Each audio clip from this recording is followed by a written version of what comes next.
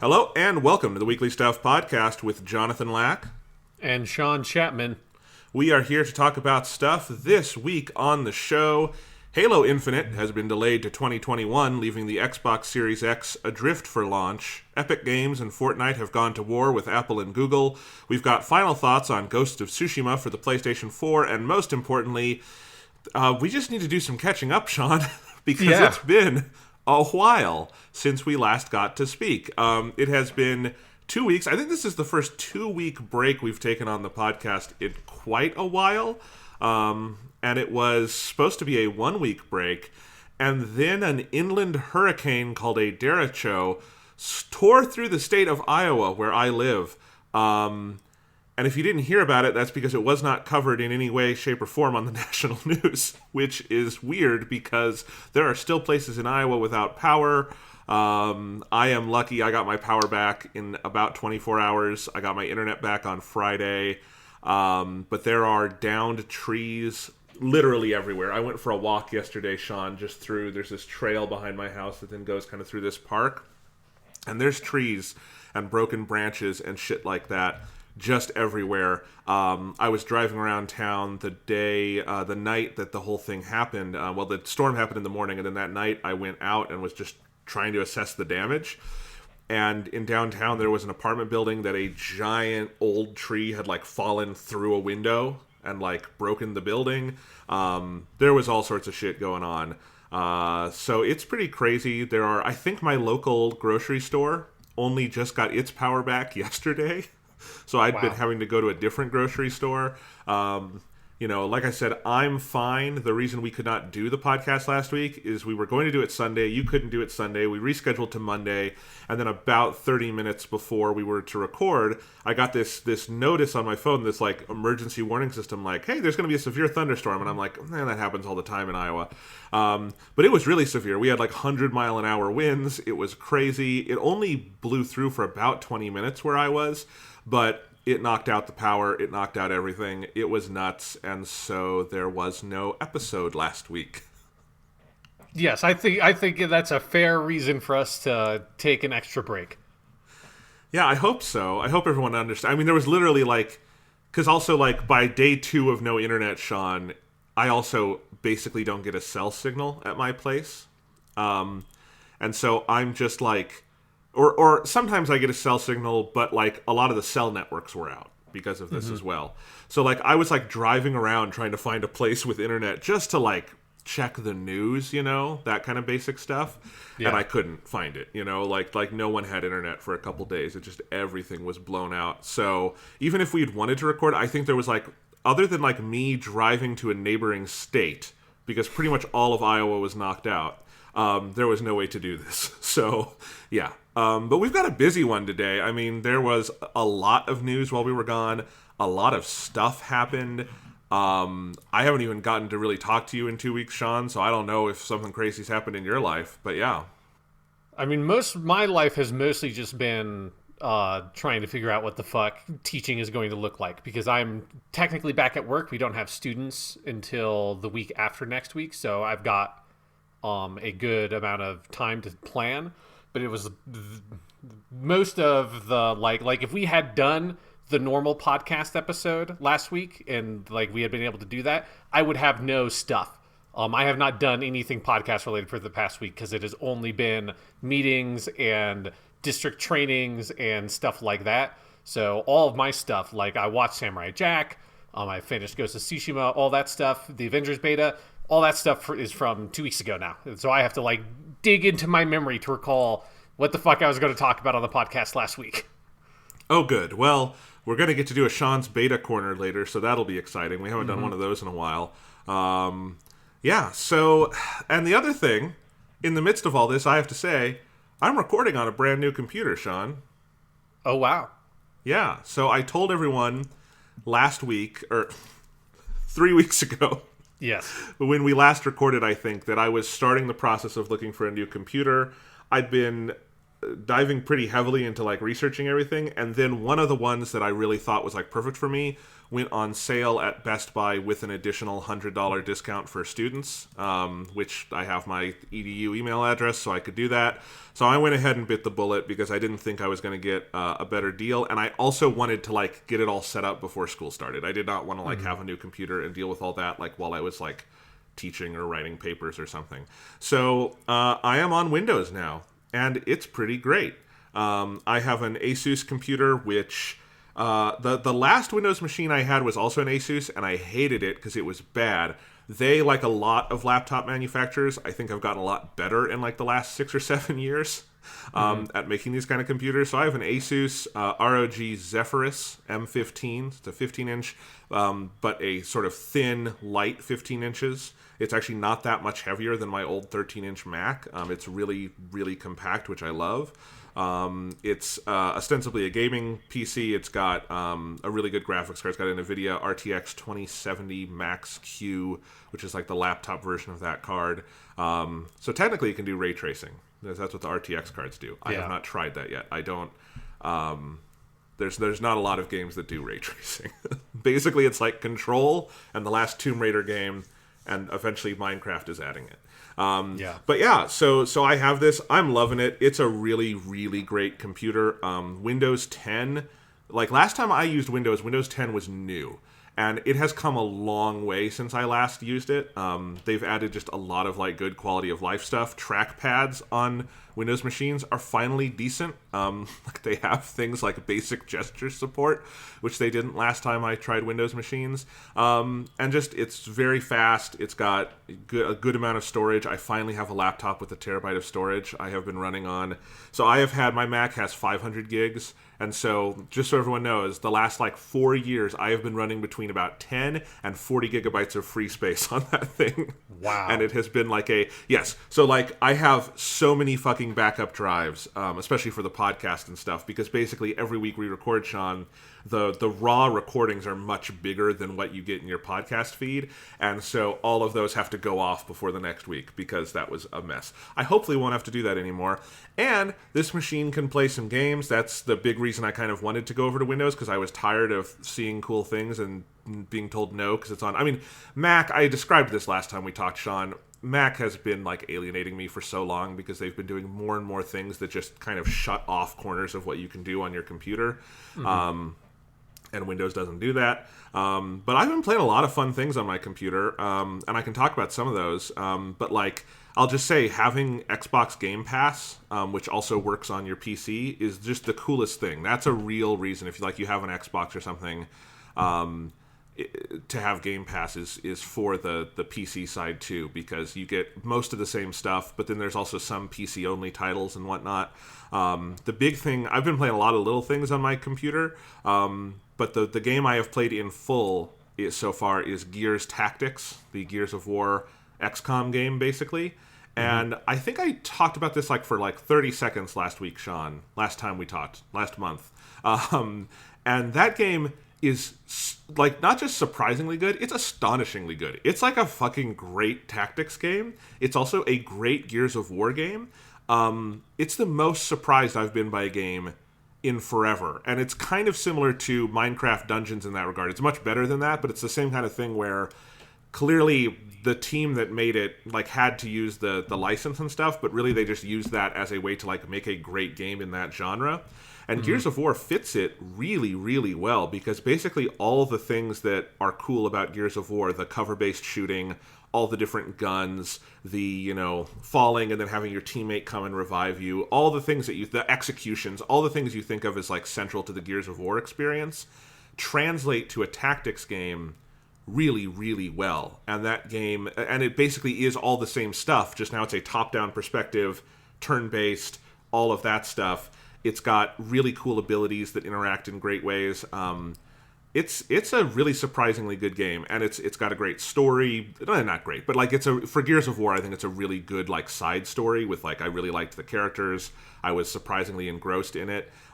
It ties into the entire story that the Coalition is telling with the new trilogy as well. It's a pretty direct prequel to a lot of the stuff in Gears 5. So that game just kind of blew me away, and it was really fun to play on my PC, which has a 240 hertz screen, and that game was regularly running at like 120 frames per second plus.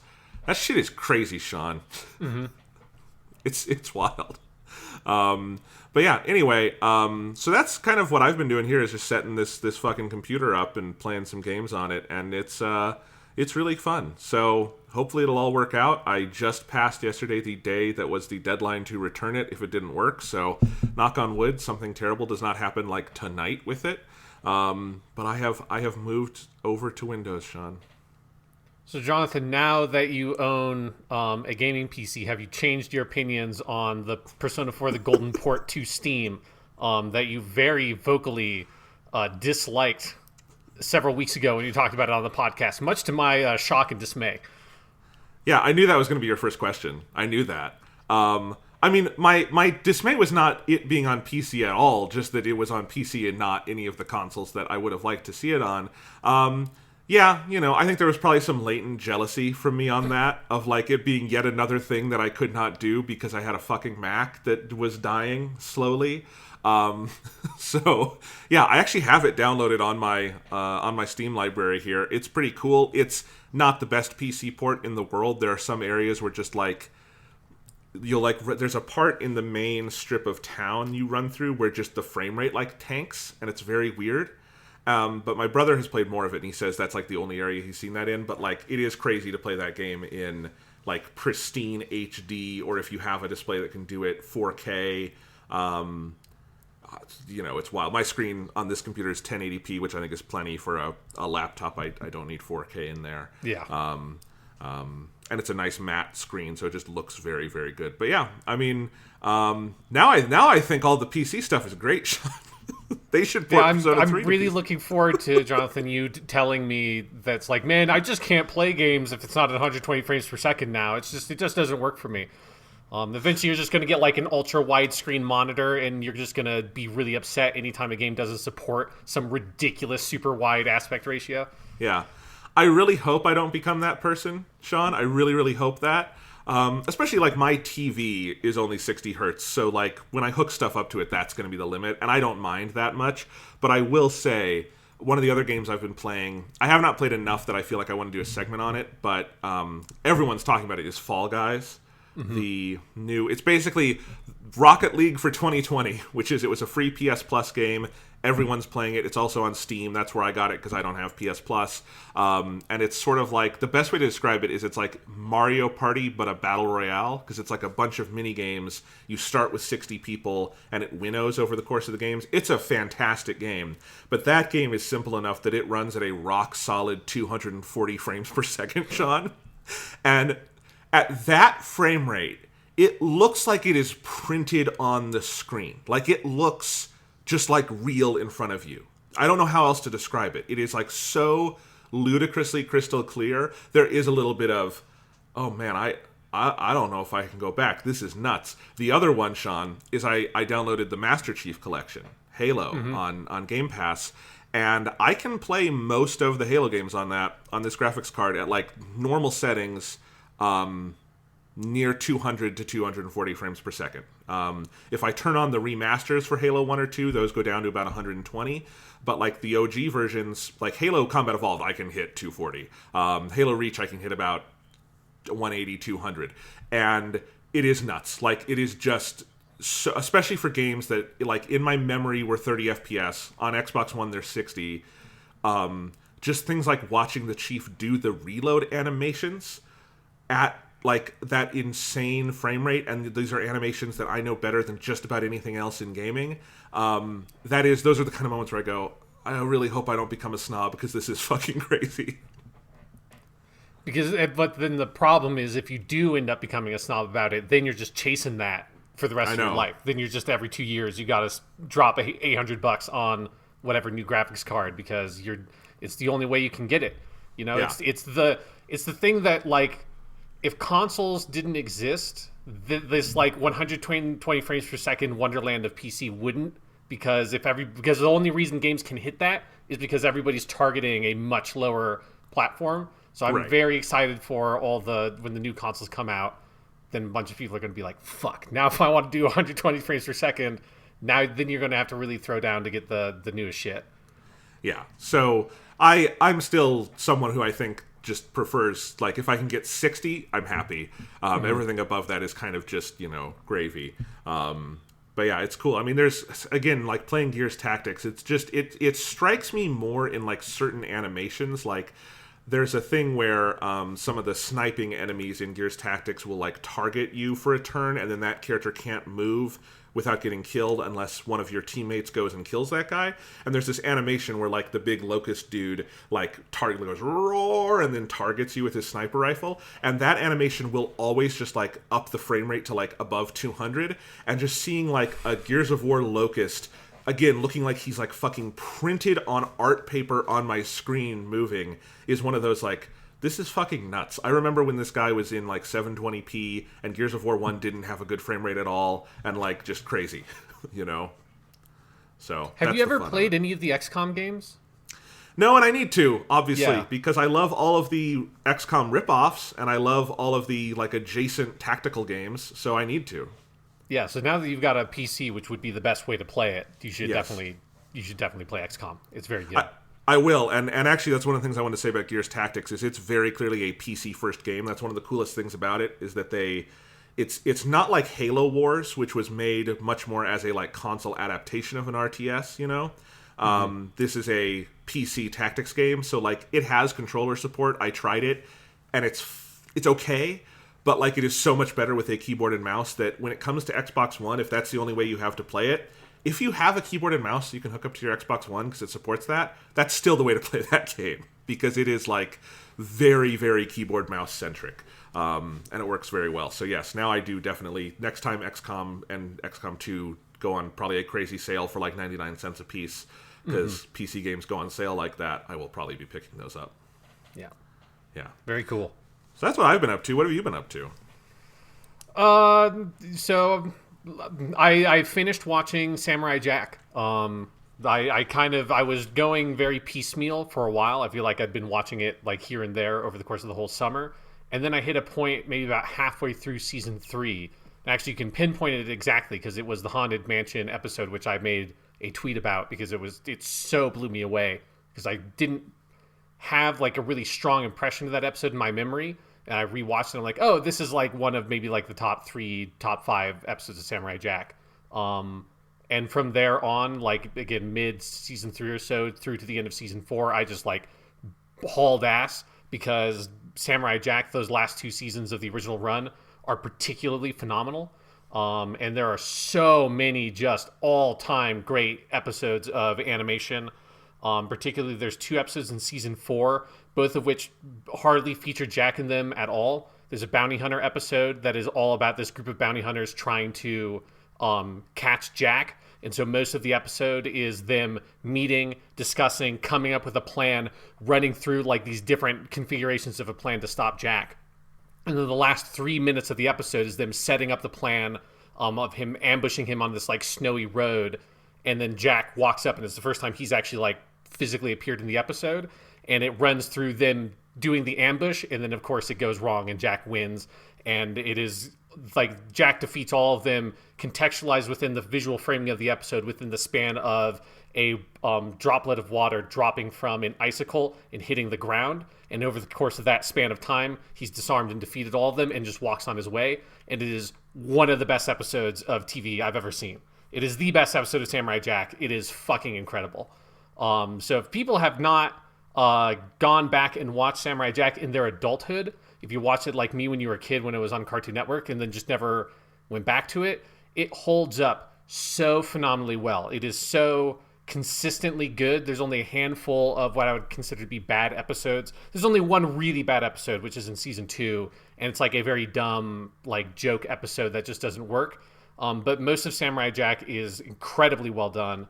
The episodes that are, like, the best episodes, the great episodes of Samurai Jack, are some of my favorite episodes of TV ever. So I watched through all of that original run, love it to death. And then I've also now watched season 5, which is the most recent season. That is also very, very good. I would say the first 7 episodes of season 5 are absolutely phenomenal. It's some of the best Samurai Jack there is. It's much more serialized, so it is a contiguous story of kind of picking up with Jack decades after the end of the original run of episodes. You discover that he has effectively become immortal because of what happened to him when he was teleported through time in the sort of premise of the series.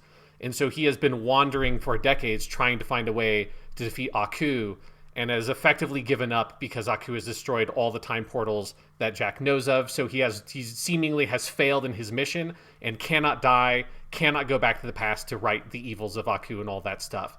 And so he is just sort of wandering around aimless. And that's where the story picks up, and it's sort of about him rediscovering his purpose.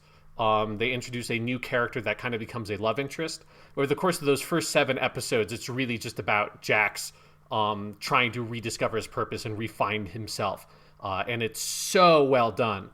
After those first 7 episodes, and it's 10 episodes long in total, the season, I think it kind of ends up in a weird spot of where it ends up having to be very plot heavy in trying to sort of wrap up, because it finishes Samurai Jack. Like, they definitively conclude the series. And there's something about that feels a little bit like, okay, now that we've got all the pieces in place, you just kind of have to finish it and see it through. And that's not the stuff that the show is like, you watch it for. You don't really watch it for the plot. And so it's not that the last 3 episodes are bad, but it's that it's like nowhere near the incredible high, everything that came before it. So if people are watching Samurai Jack, I would definitely say, like, go into season 5 knowing that probably the last couple of episodes will be a little bit disappointing, and it's not going to be this like incredible, like final like act of the series. But that first 7 episodes of season 5 that just really dig into, there are multiple episodes where I think there's maybe like 3 lines of dialogue. You know, it's so visual heavy, it's so action focused, it's so about the mood and tone and the pacing. Those 7 episodes, they absolutely 100% nail it in a way that is incredibly satisfying. And it is also super fun to see Samurai Jack actually just get to be in widescreen, because they so clearly wanted it to be in widescreen. But it was obviously, you know, it was made for 4:3 TVs on Cartoon Network. But they would do weird aspect ratio stuff all the time. There are multiple episodes of the original run, particularly the Spartan episode, that is, with the exception of the first, I think, 90 seconds, entirely in I think is even wider than 16:9 aspect ratio. So much so that if you're watching it on a modern TV, you should just change your TV settings to zoom the screen out to the edges, because it is just a widescreen image. So it is funny to see them clearly wanting to make something as much more cinematic, and then finally with modern HD animation, they're able to actually just make it 16:9 and do that, and it looks utterly gorgeous. That's awesome. And I gotta say, Sean, this is actually a good lead into this. You're talking about Samurai Jack. My brother was out here in Iowa with me. He helped me kind of move back, and then he left about a week ago. He left the day before the storm, so he got out of Dodge while the getting was good. That feels a little bit suspicious to me. It's like, oh, what a coincidence, Thomas. Yeah, he's the storm master. No, yeah. But he while he was here, you know, we had both been playing Ghost of Tsushima, which, Sean, you and I are going to talk about at the end of today's show, because we've both finished that game. I assume you finished it. It's been 3 weeks. Yes, yeah, I platinumed it, like 2.5 weeks ago. Yeah, I platinumed it too. We both love that game. It's phenomenal. But obviously that game, by virtue of it having something called Kurosawa mode, is very indebted to Akira Kurosawa. And my brother, Thomas, had never seen any of his movies. And I happened to have at my apartment a shelf devoted to Kurosawa. So I'm like, Thomas, we should watch some of these. And so we did. We started with, and it was so fun. Like, it's always fun to show a friend, like, movies you love and see if they love it. But Kurosawa is, like, at another level of, like, getting to introduce that to someone is such a joy. And so the first one we watched, it was Sanjuro, which is the one, and I showed that one because the ending of Sanjuro is so ludicrously influential to everything, but especially Ghost of Tsushima. Like, Ghost of Tsushima has a central mechanic based on the final, like, 2 minutes of Sanjuro. So I'm like, I have to show Thomas this movie. We did not watch Yojimbo, but, like, just so you know, sometimes people say, like, those are... Sanjuro is kind of a sequel to Yojimbo. You do not have to watch them in order. There's no actual links between them. Yeah, it's just the same main character, but yeah. I mean, it's like Zatoichi. It's... Right. It's not a plot continuation. It's just, hey, we've got this really great actor playing this really fun character. Let's do another one of those. Yeah. I mean, it's even got like Tatsuya Nakadai. I always forget this, that he is also in Yojimbo, and he's playing the villain in that also, but Tatsuya Nakadai is such a fucking chameleon, you forget he's in both of them. But anyway, we watched Sanjuro. Sanjuro, I think, is one of the most underrated Kurosawa movies, Sean. I fucking love Sanjuro. Like, everyone loves the ending because it's a fucking mindfuck. And when we got to that ending, Thomas did exactly what I did, which he looked over to me and said, "Can you rewind that?" And it's like, you have to. I don't think anyone can watch Sanjuro without rewinding that scene and, like, going through fucking frame by frame to see what the hell happened. But that whole movie, it is the funniest Kurosawa movie. It is maybe the funniest Toshiro Mifune performance. It is such a comic delight. It is, I think if I were teaching the concept of blocking in a film class, Sanjuro might be the movie I show, because most of the comedy in that movie is not from the script, it's from the way Kurosawa moves bodies within the frame. And like, he's got the like 9 vassals of their uncle who Sanjuro is helping, and they're like the fucking 7 dwarves just popping up in weird places in the frame. Like, there's a very like Disney effect of how they all like come in. That movie is just so good. If you've never... Yojimbo gets all the love, and I love Yojimbo too, but in my heart of hearts, I'm a Sanjuro guy, I gotta say. Yeah, it is like... And this is true of Yojimbo as well. Like, those 2 movies are the most rewatchable movies I've ever encountered. Like, you could just put... Like, especially if you just did them back-to-back, you could just put that on a loop. Basically, like a 3-hour loop for the rest of my life, and I'm like... I would like to not to be stuck just watching the 3 hours of movies for the rest of my life, but if I had to... That's what I would do. I would pick those 2 movies as a double feature, and just that's the rest of my life. It would be good. It would be preferable to most double features you could do. But Thomas loved that one, and he was definitely like, "Hey, who is this Toshiro Mifune guy? This is crazy." And so then we took the dive and watched Seven Samurai. We did it over 2 nights because Seven Samurai has the perfect part 1, part 2 split, and you can just take a break between them. And he loved it. I mean, he was basically like, by the end of part 1, like, this is one of the best movies ever made. And I'm like, yeah, it is. It fucking is. I think I have made this tweet every time I've rewatched Seven Samurai in the age of Twitter. It is fucking crazy to me that there are people who still say Citizen Kane or Vertigo or Rules of the Game or whatever is the best movie ever made, when Seven Samurai is right there. Like, it is... I just have to say... I will judge you if you say one of those is better than Seven. That is fucking insanity. Seven Samurai is definitely one of those. If you put a gun to my head and made me say, what do I think, like, critically is the best movie ever made? Seven Samurai is one of the, like, 3 or 4 answers I would give you. It is an unbelievably good movie. And it is unbelievable to me no matter how many times I see it. And especially watching it with Thomas and, like, getting that fresh perspective of someone seeing it for the first time. It's incredible. It's so fucking good. And there's a reason, Sean, you and I probably reference that movie more than any other single movie, because we love to talk about stuff like how Takashi Shimura pulls out his fucking map and just maps the area for you for the action geography and counts down all the people they have to kill.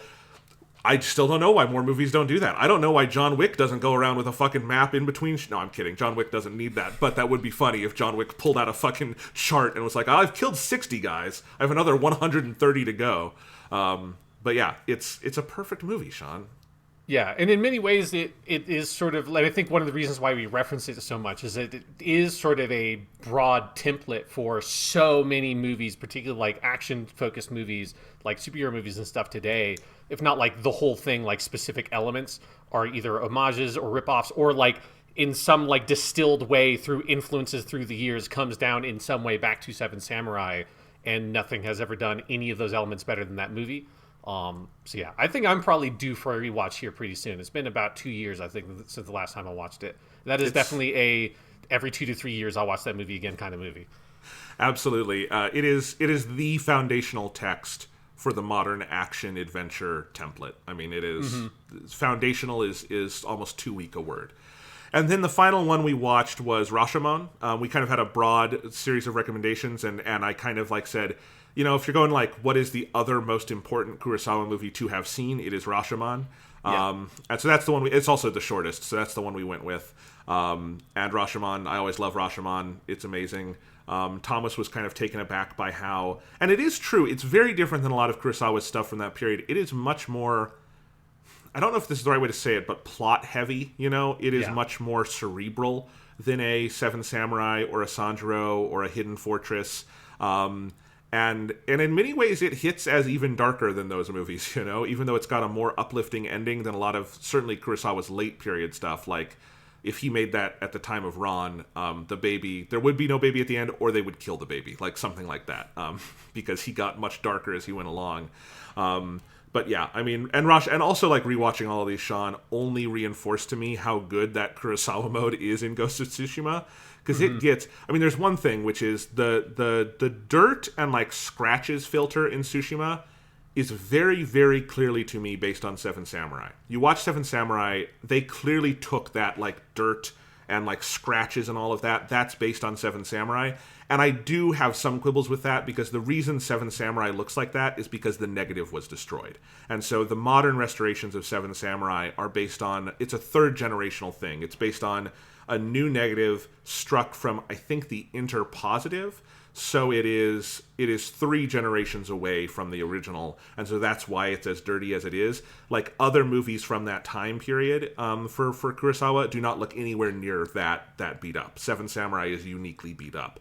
So I think there's something a little off with that in Ghost of Tsushima. But in terms of how they do like the contrast and shading and stuff like that, I think Rashomon and Seven Samurai are clearly 2 that take a lot from that. The framing is very clearly from like the Hidden Fortress, Yojimbo, Sanjuro era. It's very, very impressive to go back and see those again, and see how it apes that in such an effective way. Awesome. Yeah, so we'll talk about that later, I'm sure.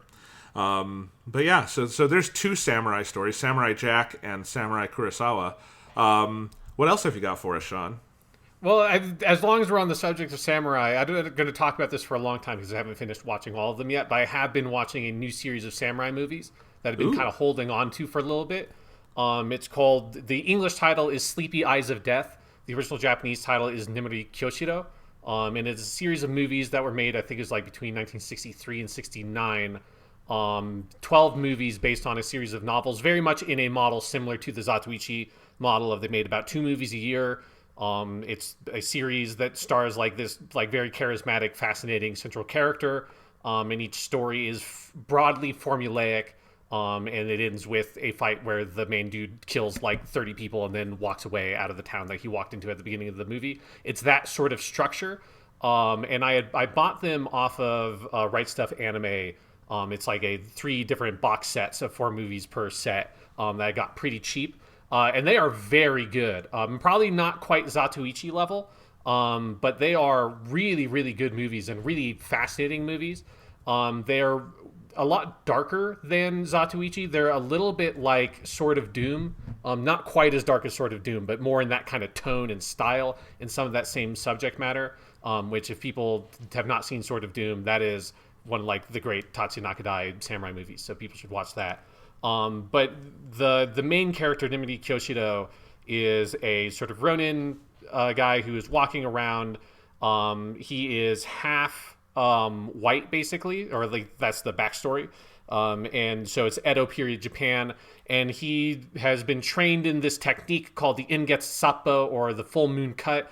He's basically this invincible wandering warrior, and he has this like really deep-seated hatred for corruption, but in a way that is almost sort of like nihilistic, in that he himself is he's like an anti-hero type character. He's not noble in the way that like Zatoichi is.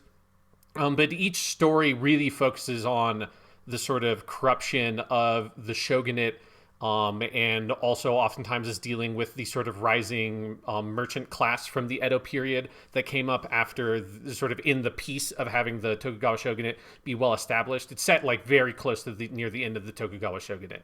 And so it is more kind of political than Zatoichi in that way, and that's one of the things that makes it really interesting and kind of a fun thing to watch after playing Ghost of Tsushima and thinking about like some of the discourse around that game, some of which I agree with, some of which I don't agree with, in the broader discourse around that game of the way it treats the samurai stuff, which probably we'll talk about once we start talking about the game at the end of the show. It's interesting to watch this as a like one of the rare samurai movies that like really kind of, or like it's rare pulpy samurai movies in the Zatoichi vein that really deals with that. Because it's not, most of these kinds of movies don't like really go head on onto the like, man, the samurai are really corrupt. Man, the shogunate is corrupt, and that like boils down to the samurai, and the sort of greed and power and influence that goes through that. Usually it's just something that's kind of in the background and kind of soaked into the setting. But the Nemuri Koshiro series, like really every single movie dives headfirst into that, and every villain is always some like illegitimate son of the shogunate that has some sort of influence and is dealing with this corrupt merchant that's trying to like swindle people out of their money. It's a lot of like the normal common people are starving because the rice is too expensive because of the taxes and all this kind of stuff, and Kyoshiro always gets kind of wrapped up into it even when he doesn't want to be, and then ends up at the end of the movie he just murders. Like the one we watched last night, I think he killed about 100 people at the end of the movie. So it's one of those. It's, again, I would say it's not quite up to the Zatoichi level. It has a little bit too much like weird like stuff with like the female characters. I think it goes too far, and so it's like there's sexual assault is a frequent feature in a lot of the movies. Not in a way that like is a total like I can't watch it kind of way, but in a way like, man, it would be great if these movies didn't feature this kind of stuff all the time. But if you can get past that, the core of the movies, the main performance, the framing, the acting, the pacing, all that stuff is so on point. Most of the directors also were working on Zatoichi movies at the same time. Kenji Misumi, the main director from the Zatoichi series, directed 3 of these, and I've seen 2 of those now, and they're both great. So if you have a fondness for that kind of pulpy samurai movie, Sleepy Eyes of Death is one to check out. I think I've watched 5 of them now, and I'm excited to keep digging through them. Nice. Well, I want to talk a little bit more. I have played so many different games in the last few weeks, Sean. And I'm not going to talk about all of them here. I talked a little bit about Fall Guys. I have started, for people wondering, Paper Mario the Origami King. I cut the first ribbon, if you know that game. I got through the red ribbon. There's like 4 more you have to do. And I love that. It's very, very good so far. I want to play more before I like talk about it a lot on the show. But I've been playing that. I've been playing, after I finished Gears Tactics, I am now about halfway through Gears 5, which I missed out on last year, and I'm kicking myself because Gears 5 is phenomenal. But I want to talk about that a little bit more in the context of our Halo Infinite discussion, because I think there's some interesting comparisons there.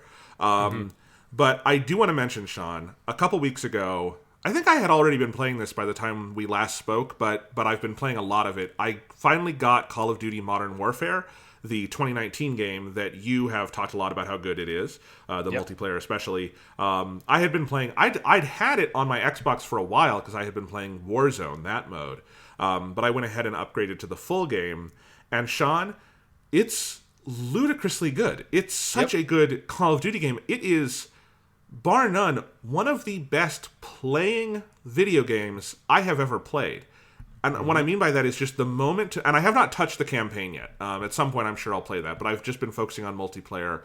And just the basic moment-to-moment firing your gun, reloading, moving around, mounting, navigating the maps, all of just the basics. I'm struggling to think of a better playing military shooter, or a better like designed multiplayer first-person shooter mode.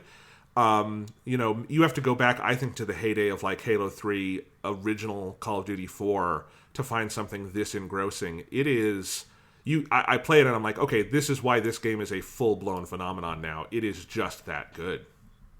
Yeah, absolutely. I mean, it is that kind of thing where it feels, it maybe in some ways a little bit more subtle than this transition originally was, but it kind of feels like the jump from the Call of Duty 2/3 to Call of Duty 4 thing. And that's just like, there's so many small things about the movement, the feel of aiming, as you say, like jumping, mounting, switching guns, reloading. There's a smoothness and a fluidity to like every single game action in that game that is like series best for sure with Call of Duty, and is like kind of industry leading in that way, in a way that like Call of Duty usually is in first person shooters with game feel, but it's been so the same for so long with that franchise that with Modern Warfare it is just such a like incredible step forward in kind of every single area that kind of helps create game feel. It's an absolutely phenomenal game.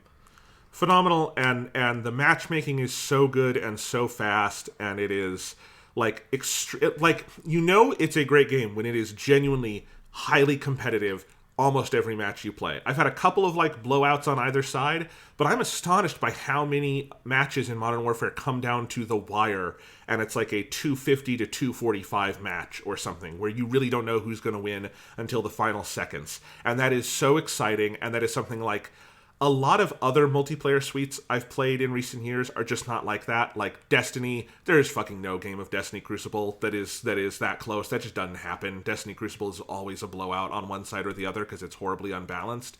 But like, and Call of Duty usually is good at this. Call of Duty, obviously, I mean, it has to be. It is a competitive game. But like, I think there's just something about, and I'm not the best first-person shooter player in the world, but I also like feel my own agency in the game, and how good I'm doing, and it encourages you to be good, and the gun customization and everything is so deep and rich and rewarding, and finding like what works for you, it's really, I have not been this engrossed in a big FPS multiplayer suite. I don't know how long. I mean, the closest would be something like, but this isn't really an FPS, is Overwatch, which is first person, but it's a completely different type of game, obviously.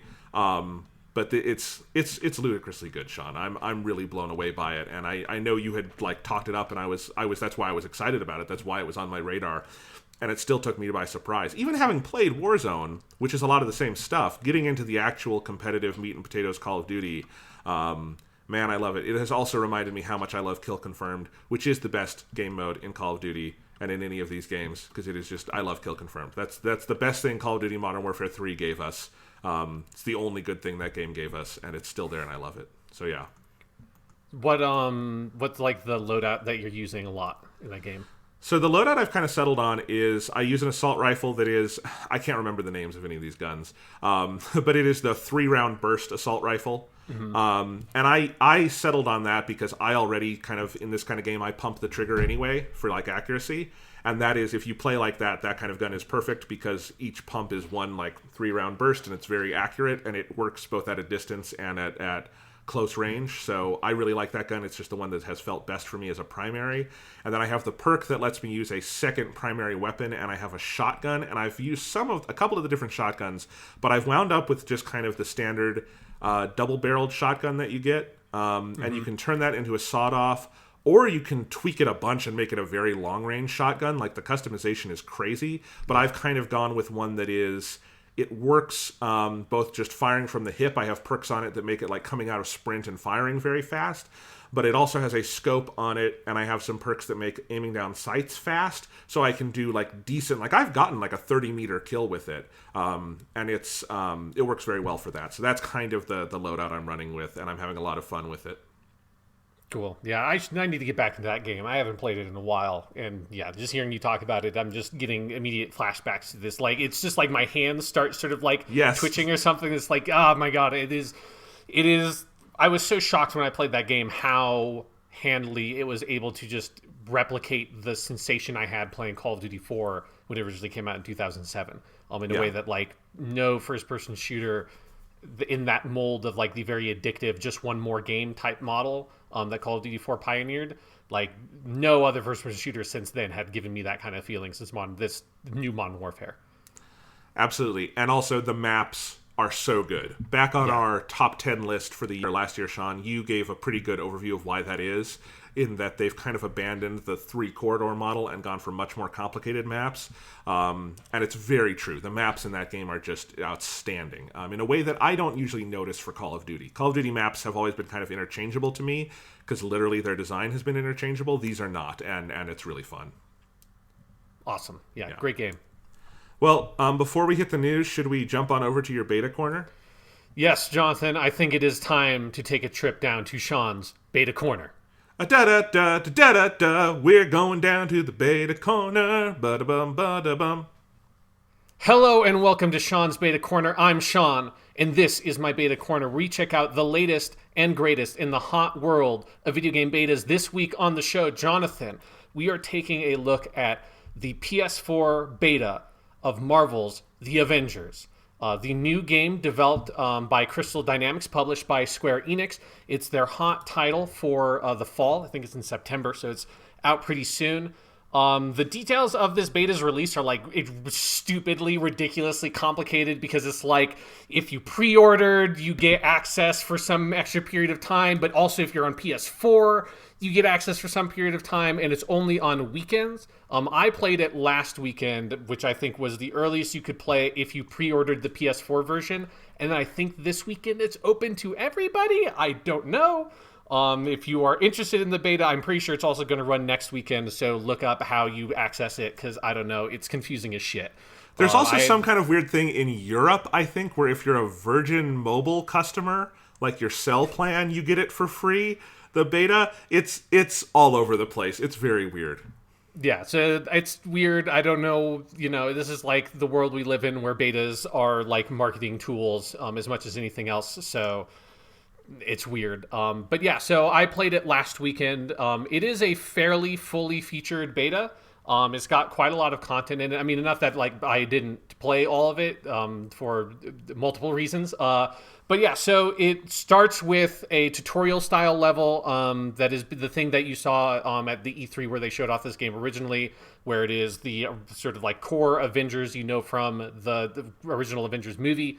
Sans Hawkeye, I think he's going to be added into the game later.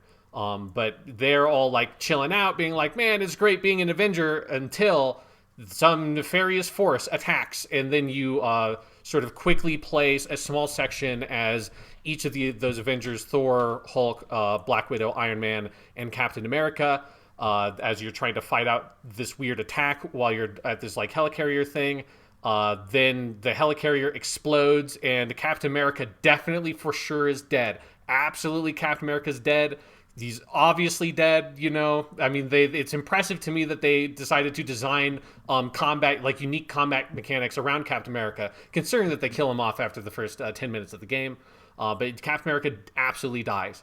And then there's like some sort of time jump, and the beta sort of jumps you forward, which feels like probably 2 or 3 missions further past that point in the original game, or in the actual game, and you play one more story mission where it's kind of tag teamed between Kamala Khan's Miss Marvel and the Hulk. So it must be set probably, I'm guessing, a couple years after that kind of prologue section. And you play what is a pretty long story mission where you are kind of switching off between them at designed points in the mission. And that ends with a big boss fight where you play as Hulk and you fight Abomination. And then after that, they'd have a Warzone mission where you're like running around, almost kind of like a Destiny Patrol thing, but more like if you think of a linear level and a Destiny Patrol like mission, and you kind of meet it in the middle. That's kind of what it is. It's not open the way a Destiny Patrol thing is, but it's a lot more open than just a linear thing. There's like optional things you can find on the side. And then you do a VR mission as Iron Man, and then you unlock a whole suite of multiplayer missions that I could not play multiplayer on, because I don't think anyone could play multiplayer on, because the matchmaking was completely broken. I don't know if that's fixed for this weekend. Obviously, it was a beta, but it just like crashed the application basically whenever I tried to matchmake with people online. And so once you unlock all these multiplayer missions, there's a bunch of different kinds of them. You also get access to 4 different heroes: Hulk, Miss Marvel, Iron Man, and Black Widow. And you can just go around and level up your characters, get gear, all that kind of stuff. So there is a lot there. So if you are curious about this game and want to check it out, like this absolutely is a thing that people should be looking to get into, because I know you can get it next weekend for sure. You can get into it for free. Even if you have to pre-order it, you can get in for free, because that's what I did. I pre-ordered on Amazon, and then I got the code, and then I said, cancel my pre-order. I made it by mistake. Thank you for the code, Amazon. Now I have to figure out this like weird labyrinthine system of like going to the Square Enix website and creating a Square Enix account and linking that to my Sony account, and then putting the code in there, which then gives me a code for my Sony account. So then I go onto the Sony website and put the PS4 code onto the Sony website, and then I can download it. It's the fucking accounts for every video game publisher having their own account system now fucking sucks. But yeah, so it's a huge amount of stuff. You really get to get a decent feel for the game. And I am overall more positive on this game now than I was certainly going into the beta. But I'm kind of left with I think this game has a decent shot, if they support it well, of being in a pretty interesting place maybe sometime next year, once they have more characters. So we'll talk about that Spider-Man thing when we get to the news. But when they add more characters, they hopefully like add more content and all that kind of stuff, and you get to play the fully leveled up versions of these heroes. I think the game might get kind of to a place that it would be interesting, but it's not something that playing the beta I'm like confident that I want to jump in on it at launch. So yeah, that's like my overall impressions. The specifics of the game is it is very much a what if you took a sort of very simplified character action game in a Devil May Cry kind of vein, and Destiny, and you kind of mushed it together, and that's what you get. All the menus in the gear system and the abilities and stuff like that are very Destiny influenced. You have like full on like the little cursor menu style Destiny thing like that Assassin's Creed ripped off also. And all the characters have a sort of limited move set that they do a decent job of making it so that if you play one character, you can kind of know you know how to play every character, but there are like important differences and distinctions between them. Certainly with like Iron Man in particular feels fairly different because he can fly. He has a lot more ranged attack, that kind of stuff. But every character has a jump, a dodge, a light attack, a heavy attack. And then they have R1 is one special attack, L1 is another special attack. And stop me if you've heard this, Jonathan, if you press both of them together, you get an ultimate attack. And those are all represented as 3 circles in the bottom right of your screen, with the R and L1 ones being smaller circles, and then both of them together is the big circle. So it is very much that kind of setup. They are not hiding their influences in terms of that like RPG character stuff.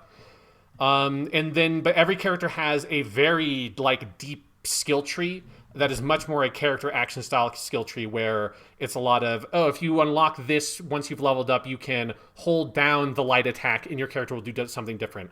Or now if you dodge and you press a heavy attack, they do an uppercut that launches people into the air. So it has that kind of like very like long skill tree, and it's clear that are other skill trees that you can't see in the beta that are like locked off.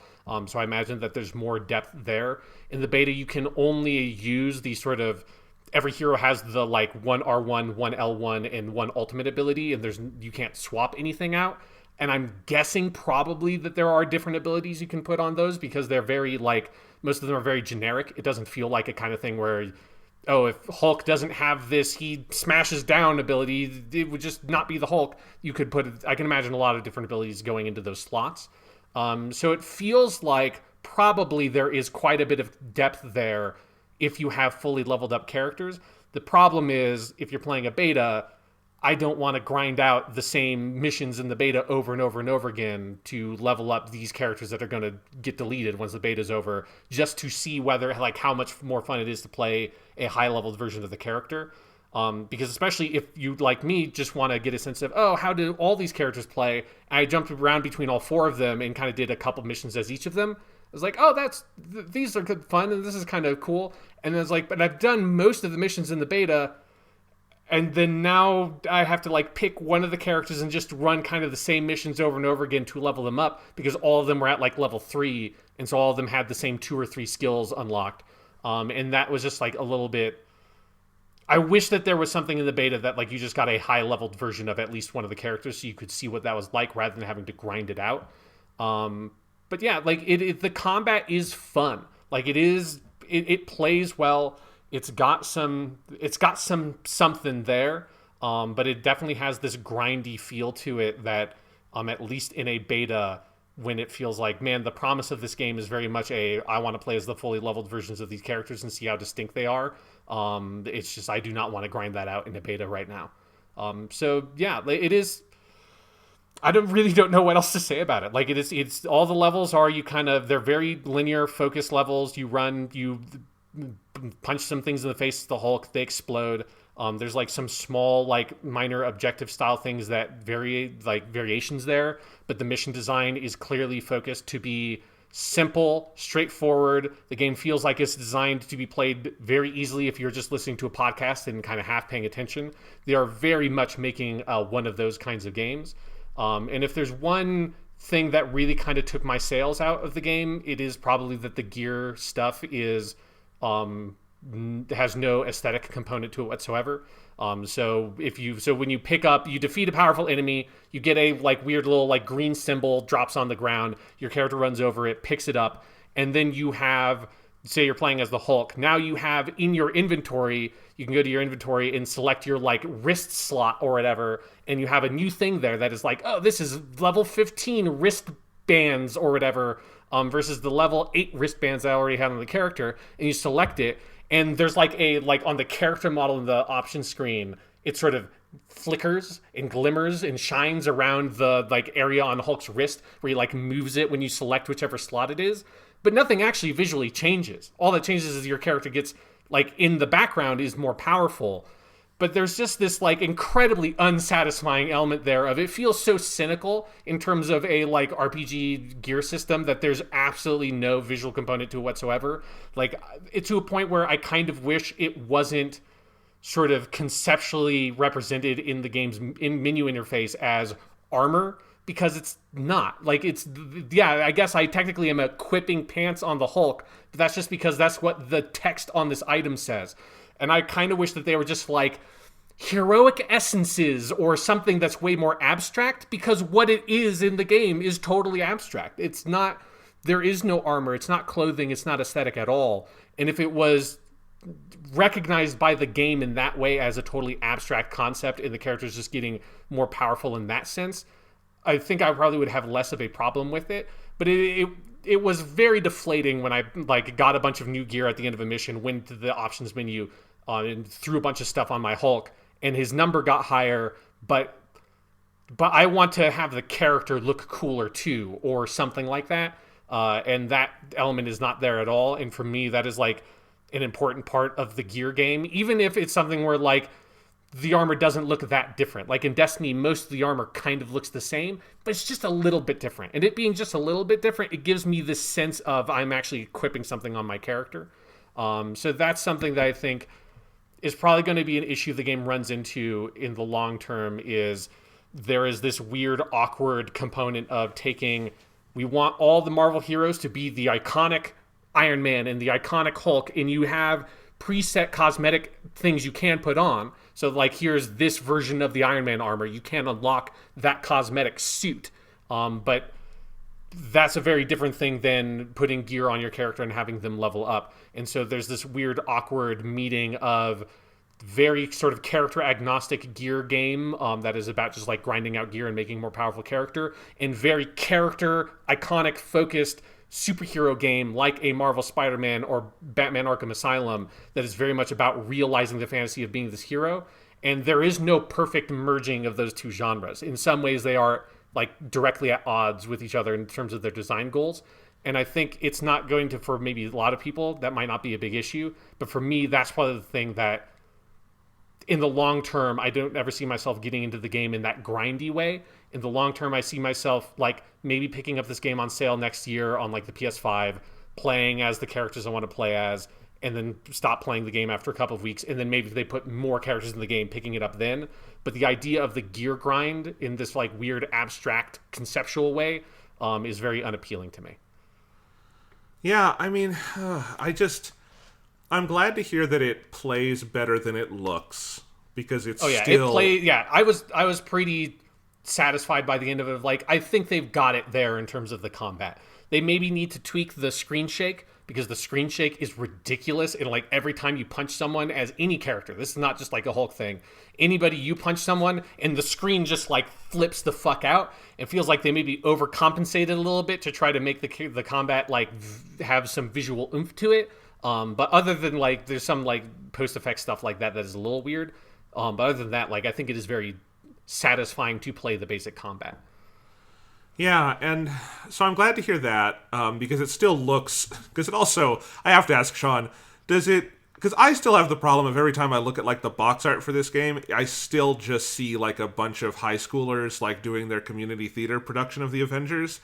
Is there anything like... How is the presentation? How is like the general like storytelling, voice acting, visual side of it? Okay, yeah. So, I mean, it's hard to get a sense of the storytelling because it's so contextless, right? Like you get Right. what I feel is like a cut down version of that opening mission because there's clearly supposed to be stuff that introduces you to Kamal Khan because she is there in that tutorial thing, and I think that's supposed to be where she gets her powers in the fiction of this game, but it's so cut up. And then again, you just cut to what feels like multiple missions down the road where she has already met Bruce Banner and they're going to go to this like secret base to find Jarvis or whatever. So I don't feel comfortable like criticizing the storytelling. I will say that like nothing about it was interesting. Like they didn't. There was no hook in there in terms of the storytelling that made me feel like, oh, I'm really excited to see how they tackle this character or something like that. As a Marvel fan, it did not hit me in that way at any point playing the game of like, oh my god, I can't wait to see what story thing they do with this character. It was entirely, oh, I think it would be cool. Like I can see how you do Spider-Man in this and do these things with the Spider-Man character. Or if you want to put Hawkeye, I can envision gameplay things with Hawkeye that would be fun in this game to play. But yeah, like the visuals are like, they feel very like, it's hard. I don't want to say that the game looks bad because I don't think it looks bad. It just looks dull, you know. Like it's very technically, it feels like a very technically proficient game in terms of its visual presentation outside of some frame rate difficulties when you have four heroes doing all their powers at the same time. It definitely hitches there, which that presumably will be fine on next gen consoles or PC. But outside of like that stuff, like it looks fine, but it doesn't have a strong aesthetic style to it. If you compare this to Marvel Spider-Man on PS4, like it just pales so much in comparison to that game, which has a very realistic superhero aesthetic it's going for, but establishes a sort of color palette and an aesthetic tone and nuance to it that is compelling. Here it is very much generic store brand Avengers, but when you're playing the game, like the Hulk looks like the Hulk when you look at him from behind, right? Like that's just what it feels like. Like I feel when I'm playing the game, I get the sensation that I'm playing as the Hulk, or I'm playing as Iron Man, or I'm playing as Miss Marvel, or Black Widow, or the Captain America and Thor. The little bit you play as them in the tutorial, like I think in the gameplay sense, it is fun and they are distinguished enough for me that I get a joy out of playing as them. But when the cutscene starts up and I'm looking at it, it's like is this Bruce Banner? Sure, I guess, maybe, I don't know. The Nolan North and Troy Baker and Laura Bailey-ness of it definitely hurts it at some point. I think we are at the point where if you are just using those actors, we talked about this with Last of Us 2, that like a lot of those games are using those actors as just like, this is the big voice actor to just like get in your game. And it's not like they are bad, but it's just, it feels like Nolan North and Troy Baker and Laura Bailey as opposed to playing Last of Us 2, where at least Troy Baker and Laura Bailey are in that. And I never thought about the actors playing those characters in that game. In the Avengers beta, it's like every time Tony Stark, who's played by Nolan North, makes a quip in the multiplayer missions, it sounds like it's just Nolan North joking along with you. And it's like, that's kind of fun in a way. But I've played a lot of games that have that thing to it. So yeah, I would say in that character, like story presentation way, it is not doing it for me. Yeah, so I just can't shake the sense personally that this is not the Avengers game I would have asked for. Like, in a world where we have the Batman Arkham games and we have Marvel's Spider-Man on PS4, and if I want this kind of thing, we also have the Ultimate Alliance games. Like, I don't know, there's just not... It just does not feel like the Avengers game that I really would want. It sounds like for what it is, it's better than you would have thought, and that's nice, but yeah, it doesn't sound like you're planning on picking this up at launch. Oh, definitely not. Like I said, like I would not be surprised if a year from now it goes on sale. Like, okay, here's my vision for the game. I think the game will come out and it will be busted in a bunch of ways, like around the edges that are not apparent by the beta. It will have a shocking lack of content. The story mode will not be very long, all that kind of stuff. But the core gameplay systems, I do think, are going to be good enough that I can very easily see that combined with Marvel characters gets a strong enough core fan base that I don't think, like, I do not envision an Anthem scenario for this game. I don't think it's just going to come out and poof, it's like dead on launch. I think it will sustain that community, and then I think about a year after its launch, it'll be on sale, and then there'll be like a big, like, they'll have multiple new characters that'll have been added, they'll have a big event or whatever, and then I will probably buy the game then for like $30 or $40, and I'll probably be satisfied with it. but probably not like over the moon about it. Because like this is in no way the Avengers game that I want. But you know, I'll still play it if it's good. You know, like I'll still like check it out at some point if it's good and cheap and I have the time. So you're saying that Avengers in 2020, maybe not that something to be excited for, but Avengers: The Taken King in 2021, maybe something to look forward to. Yes, that's my prediction. Yeah. All right. Well, do you want to do some news, and maybe we start with the Avengers news? Yeah, let's go ahead and do that. What's going on in the news, Jonathan? Well, Marvel's Avengers game, the Crystal Dynamics game that you were just talking about, has announced that it will add Spider-Man to the game as post-launch DLC, but only as a PlayStation 4 exclusive, and the PS4 will also get other exclusive content on a regular basis, basically replacing the position Destiny held before the Bungie Activision split, where Destiny regularly got a bunch of pretty significant content that nobody else was getting. That is not the case anymore because Destiny is independently published by Bungie. But it sounds like this is a game where if you're playing on anything other than PS4 or PS5 when that comes out, you will be getting less of the game. And Spider-Man is a particularly egregious one to do that with. Yeah, I would love to know all the ins and outs behind this deal. Like, I'd be very curious to know if the existence of the Insomniac game and, like, the movie rights, if that has any influences on this, or if Sony just wants to be able to use that as a shield to make it seem less sort of, like, crass in a we are paying the money. Because obviously there's still, you know, there's money is changing hands here. I'm just very curious if there's any sort of, like, rights deals and, like, right of first refusal, all that kind of stuff.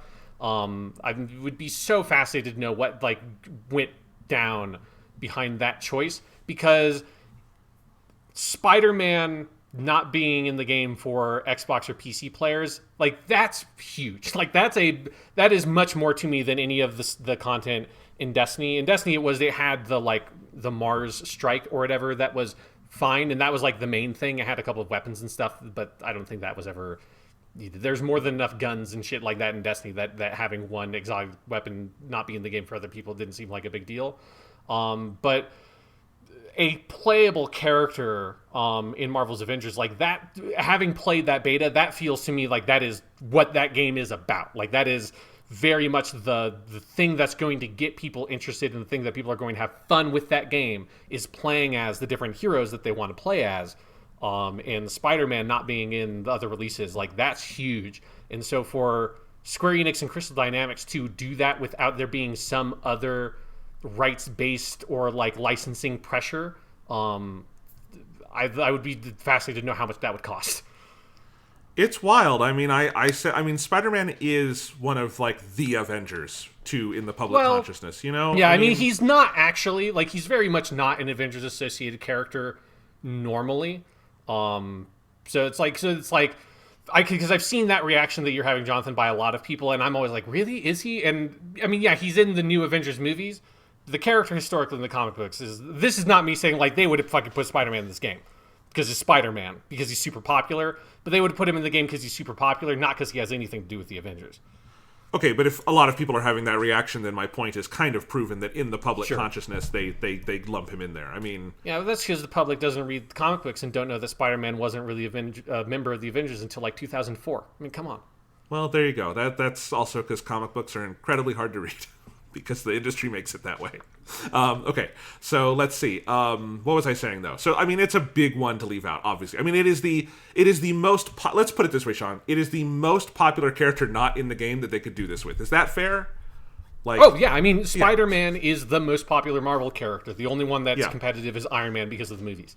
Yeah. So, okay. So, it's a huge thing to do. To my knowledge, like, I mean, I obviously haven't seen the contracts, but the way it's shaken out, I mean, Sony owns the movie rights to Spider-Man, but they very much do not own the video game rights. That is Marvel which is under Disney, owns the video game rights to Spider-Man. That is an independent thing. They licensed it out to Sony for the Marvel Spider-Man game. Maybe, as you say, Sean, it's possible. I could imagine there might be a right of first refusal thing somewhere in there, but we haven't heard about that. Like, we don't know that. It strikes me that it's probably just an overall, because Sony has a lot of these right now. Xbox had a lot of these in the previous generation, these exclusivity arrangements. So, yeah, and it's shitty, you know. It's something that I think if you were an Xbox or PC gamer, this would really take the wind out of your sails on playing this game of, like, you know, oh, maybe there's some good stuff in here, but I'll never be able to play as fucking Spider-Man. That's just, it's out there. And, like, just as soon as last year, Spider-Man was in a non-Sony game. The Marvel's Ultimate Alliance 3 was on Switch, and Spider-Man's in that. And that, you know, so there's just stuff like that where it's clearly something they didn't, there's not like a contractual thing where it had to be like this, it seems like. But either way, it just seems like something that's not a great look for a game that I think was starting to get its image rehabilitated ahead of this beta, and in this beta, because it does seem better than it looked out of E3. But I don't know, exclusivity arrangements just, they're not a way to curry favor with anyone, you know? Because I think even PS4 gamers look at that and go, well, that's shitty. You know, maybe I have a friend who has an Xbox or a PC or something, you know? It's a weird thing to do, I think. Yeah, no, it feels crass. Again, like I'd love to, because we just never get any transparency with any of this stuff ever. And I would love to get that with at least one of these deals. And this feels like the biggest one I can think of that's not a full on the game is exclusive type deal. And so, like, I would just love to know. I think it would be so fascinating because obviously Sony, whether or not Sony actually has some sort of licensing agreement with Marvel Game Studios around the Spider-Man game, and, you know, because they're doing more obviously with Miles Morales and presumably a Spider-Man 2, that, like, Sony has such, like, a vested interest as a brand in Spider-Man that extends way beyond PlayStation, right? Like, if you go back to the PlayStation 3, they fucking used the Spider-Man font because it's, maybe the kids today don't remember that those Sam Raimi movies were the hottest shit in the world back in the mid 2000s. And so Sony, as like an entertainment brand, has been so heavily invested in Spider-Man that's like there's a, intellectually and in my heart, like, this deal is really gross, but there's something about it than, like, it feels fucking like cunning in this, like, Fox way of, like, fucking, man, I can't believe, like, yeah, you want, like, you're giving, whether or not they actually have the rights to Spider-Man, everyone thinks they have the rights to Spider-Man, right? Like, it feels like this big con or something that is impressive in this gross way. I think that's a good way to put it. Well, let's move on, Sean, and let's hit some of the other quick bite topics I have here, and then we'll do the big ones at the end. So, okay. Next kind of quick bite news item. 2 weeks ago, Nintendo had its quarterly earnings call, and these numbers are so insane, I just wanted to highlight them, because Nintendo reported in the first quarter of 2020 a 428% jump in profit, driven by sales of the Switch and Animal Crossing during the COVID pandemic. Animal Crossing New Horizons has, since its launch in March, sold 22.4 million copies, which places it right behind Mario Kart 8 Deluxe at 26.7 million as the highest selling Switch game, which means there's no reason to think it won't become the highest selling Switch game, or maybe already is. Sean, in less than half a year, Animal Crossing sold 22 million copies. That is the most insane thing I've ever read. Yeah, like, I'm curious what, like, how much of that is, like, the COVID bump, right? Because you know, we're at the point where basically every major video game company has released these quarterly reports, and everybody has a significant jump from the COVID-19 pandemic where everyone was stuck at home. So, like, fuck it, let's play video games, which is what I did. So it makes sense. But yeah, like, obviously Animal Crossing was already going to be a huge hit. Like, Switch, it is that double bump, right? It is the Switch bump for the Animal Crossing franchise, and then it is the COVID bump on top of it, because Mario Kart has always been the, like, secret, like, best-selling Nintendo franchise and property. Like, it is, you print gold with Mario Kart, and so I knew that Animal Crossing was going to do really well, but this is more than doing really well, let's say. That's like I mean, that's higher than like fucking Call of Duty numbers most years. I mean, that's Yeah, insanely. you're in like the Call of Duty, you're in the Rockstar like group when you're selling 20 million copies within a month. Yeah, Yeah, I mean, it's because I think it's a couple things. It's the Switch bump, it's the COVID bump, and it's the Animal Crossing Pocket Camp bump, which yeah, that's true. because part of this is that also this is the best-selling game of all time in Japan. Is basically what's if you look at the Japanese numbers, and I can tell you just from data, and my brother lived in Japan for a year. Pocket Camp is huge in Japan. It's been big around the world, but it is especially big apparently in Japan. So it just like that seems to be the mobile game that has now translated the most into normal first-party sales for Nintendo. Like Pokemon Go did great, but I don't think, and Pokemon has done really well since Pokemon Go, but Pokemon's never like had a slump that it had to come out of for game sales, you know? Yeah, and like Sword and Shield sold really well, but it wasn't the best-selling Pokemon of all time. No, not, and I don't know if any Pokemon game can be, because go back and look at the numbers for Red and Blue, nothing's going to outsell that. But yeah, so that's wild. And I also think it's funny, finally, Sean, 4 years into the Switch's lifespan, the number one selling game will be an actual Switch game and not a Wii U port, which is what Mario Kart 8 Deluxe is. Yeah. So, but yeah, I mean, you look at the Switch sales numbers now, there are so many games that are above 20 million, above 10 million, above 15 million. That console is a fucking juggernaut. I didn't include it in here, but I think the Switch is at something like 57 million units sold so far, and that's only a little over 3 years into its lifespan. It's already outsold the 3DS, or it's close to that. It has outsold every home console Nintendo has ever had except the Wii. The Wii is the big boy at 100 million units. I think the Switch is going to hit that. I think the Switch is going to... I mean, it's already... Because the PS4 hit 100 million units, right? Yeah, I think it's at 110 something. And the Switch has always paced ahead of the PS4 in sales, like month to month. So it'll also be a 100 million selling unit. And yeah, it underlines the overall strength in the home console video game industry, and that Nintendo's big bet of combining their portable and their home console like divisions would like double everything. That's happened. Like it's the wildest possible version of success that we could have predicted for the Switch. So and I'm just very interested in that. But man, a 400% jump in profit because of COVID, that's wild. That's wild. Yeah, it makes me curious what Nintendo's plans are for the future, because they've like historically they have always kept to the 4 to 5 year console cycle, even while Microsoft and Sony moved on, right? And that's why we have the like Switch coming out in the middle of the PS4 Xbox One lifespan, is because they did the Wii U in that kind of gap. So I'm curious to know if like they're planning with the Switch, are they just like going to ride this out to that like 7-8 year console window? Are they planning on a Switch 2?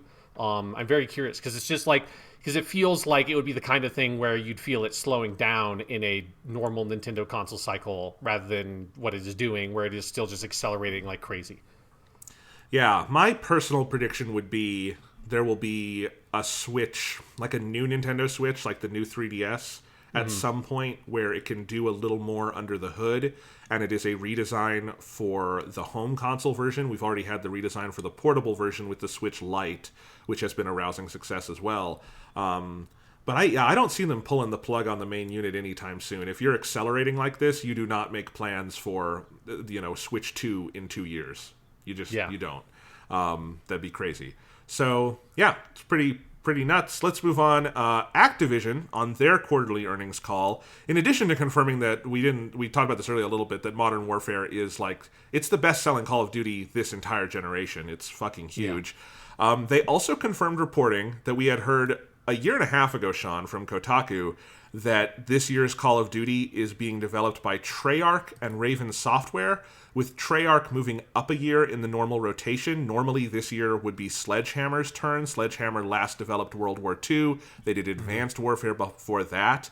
But instead, Sledgehammer has been either delayed or pulled off. We're not entirely sure what has happened, but this tracks with the leak of the title of the game, which appears to be Call of Duty Black Ops Cold War.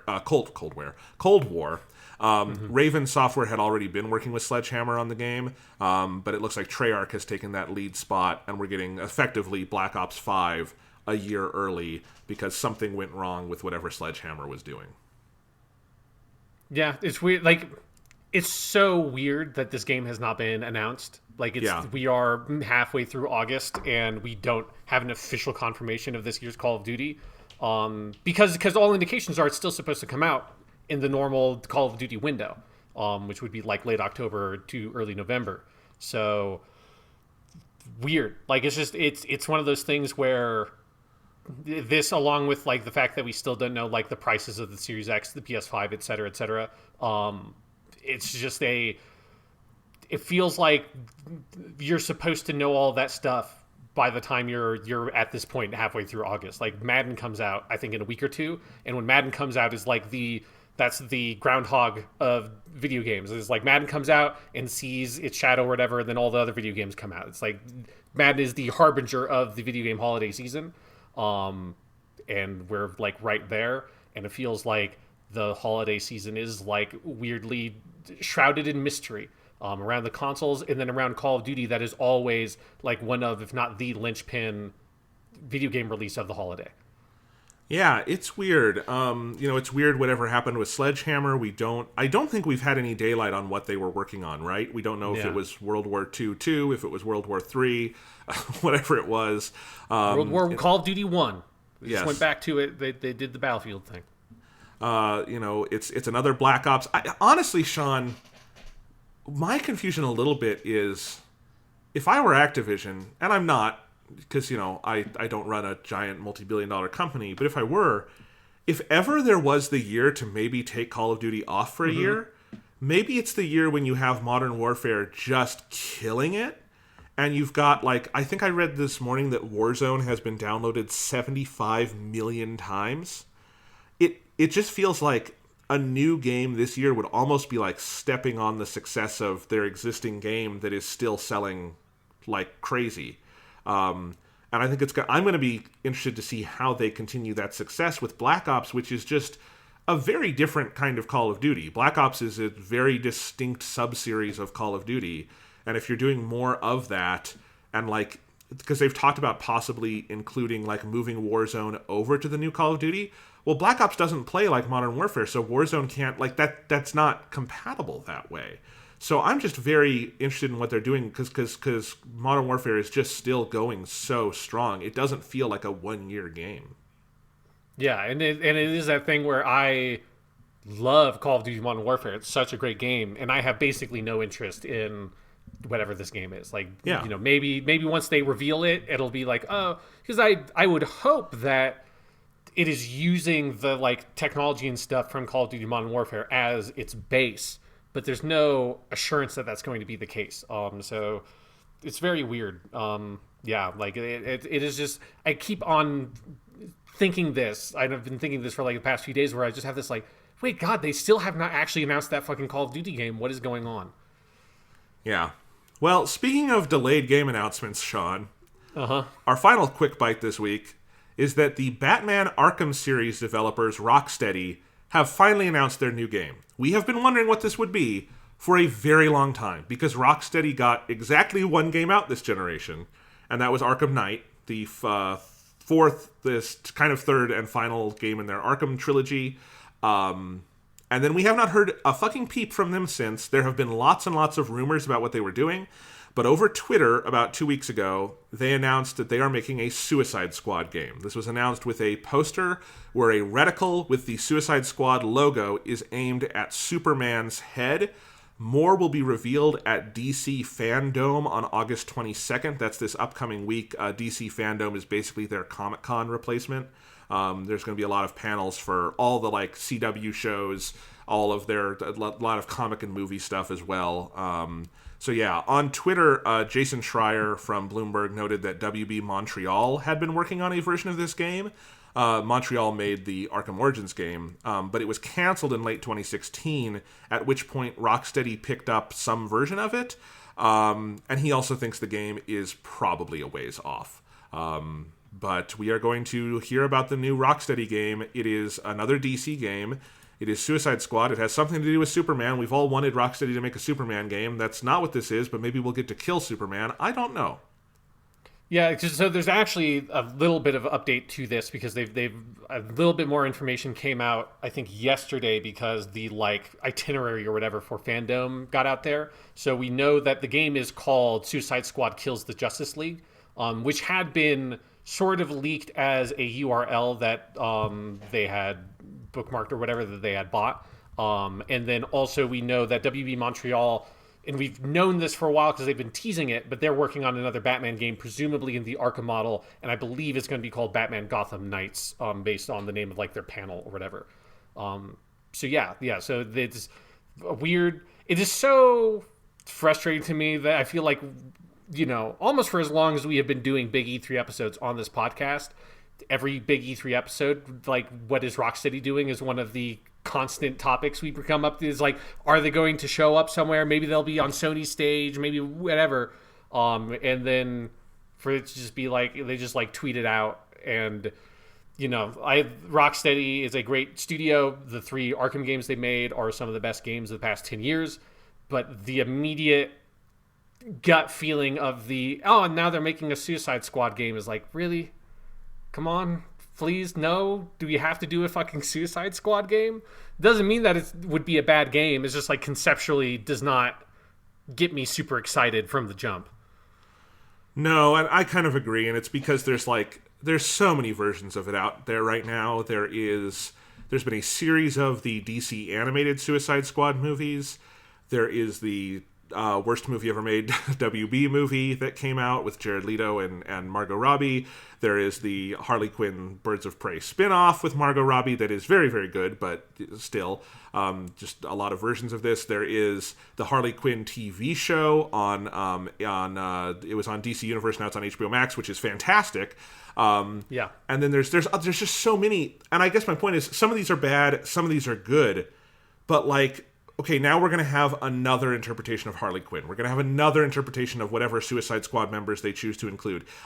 James Gunn is making the new Suicide Squad movie for DC that is effectively a reboot as well, and I think the only returning cast member is Margot Robbie. So, like, there's so many of these, it just feels like the zone is kind of flooded in a way that it wasn't for Batman Arkham, because, that came out in like the middle of the Chris Nolan trilogy, but the difference is that it was a direct sequel to the animated series. So it was just kind of picking up where that left off, stylistically a little different, a little darker, but it was Kevin Conroy, it was Mark Hamill. That first game was written by Paul Dini. Yeah, so like it just kind of continued that. This is sort of for me like, oh boy, will this live up? Because, on one hand, we've had a lot of Spider-Man lately, and most of that Spider-Man has been really, really good. So clearly you can have multiple existing versions where we're all happy. But you can also have, the Crystal Dynamics Avengers game, where what you're excited about is playing as some of those characters, but not any of the story experience with them, There's nothing fresh about that. I'm half expecting that Laura Bailey will be playing Harley Quinn, and Troy Baker will be King Shark or whoever, and Nolan North will, I don't know who all the members of the Suicide Squad are, but you know what I mean? Like, anything Rocksteady wants to do, I'm interested in, but yeah, this is kind of a preview of, we'll have more news on this next week, obviously, but still, it's just a little, I agree with you, it's a little like, okay, there's a lot of Suicide Squad in the world right now, let's see what happens. Yeah, and it's just, for me personally, Suicide Squad is just not a comic book property that I'm like automatically enthused about. It's not like all Suicide Squad stuff is bad, but it's like, for me, Batman and Spider-Man or Superman, like those characters are evergreen, right? Like at any point you can bring out a Spider-Man, a Batman, a Superman thing, and I'm cool with it. It's like, it might be good, it might be bad, but like it's fine to come out with Superman, Batman, Spider-Man, whatever stuff whenever you want. Suicide Squad feels so particular to me that it's like, it does feel like you can do like one big Suicide Squad thing every 5 years or something, and then after that you got to give it a rest. Partially because like it is such a just like a it's a less sort of malleable concept, and so it's and maybe they'll prove me wrong, but I just feel like as soon as this announcement comes out, I just kind of like feel the tone of the game in my head already, because I feel like you name something Suicide Squad and it comes with a tone pre-assigned to it. And it's not a tone that I like. The sort of like gnarly, edgy humor thing that is also like has a dark, like actual dark, mature blah blah blah quality to it. It's just not something I'm like, yeah, awesome, give me more of that. It just doesn't inspire confidence in me. Yeah, I agree completely with that. I think it's the tone thing for me of, maybe they'll prove us wrong, but, I'm watching the Harley Quinn series right now, and part of the joke of that first season is Harley basically does kill the Justice League. Like, you go through, like, deflating all the heroes, and they all, like, die by the end of that season. And we've got a lot of that in the DC ether right now of, like, empowering the villains and taking the piss out of the heroes. And I know it's cliche. I would much rather see the version of this where like they do a sincere Superman story and try to make Superman good again. Because there's nothing there's nothing in the DC world trying to do that right now. Maybe in some of the comics, but no one reads those. Like, I'm sorry. But like, there's no like Superman show. There's no like, there is going to be a CW Superman show based on the version of the character in Supergirl. That could be cool. But, there's plenty of the like, edgy villain stuff where they go murder all the heroes, and I just don't know if I need another version of that, but I don't want to get out over our skis too much. Maybe it'll have a great demo at DC Fandom and we'll feel different. These people know how to make a game, so, Yep, but we'll talk about what's going on at the DC Fandom next week. Which is not going to be in an actual dome, because that would be a bad place for COVID transmission right now. Yeah. Yeah. Anyway, you want to do some of the big pieces of news, Sean? Yeah, what else? What else is going on in the news, Jonathan? Halo Infinite got delayed. Fuck, man. This one was...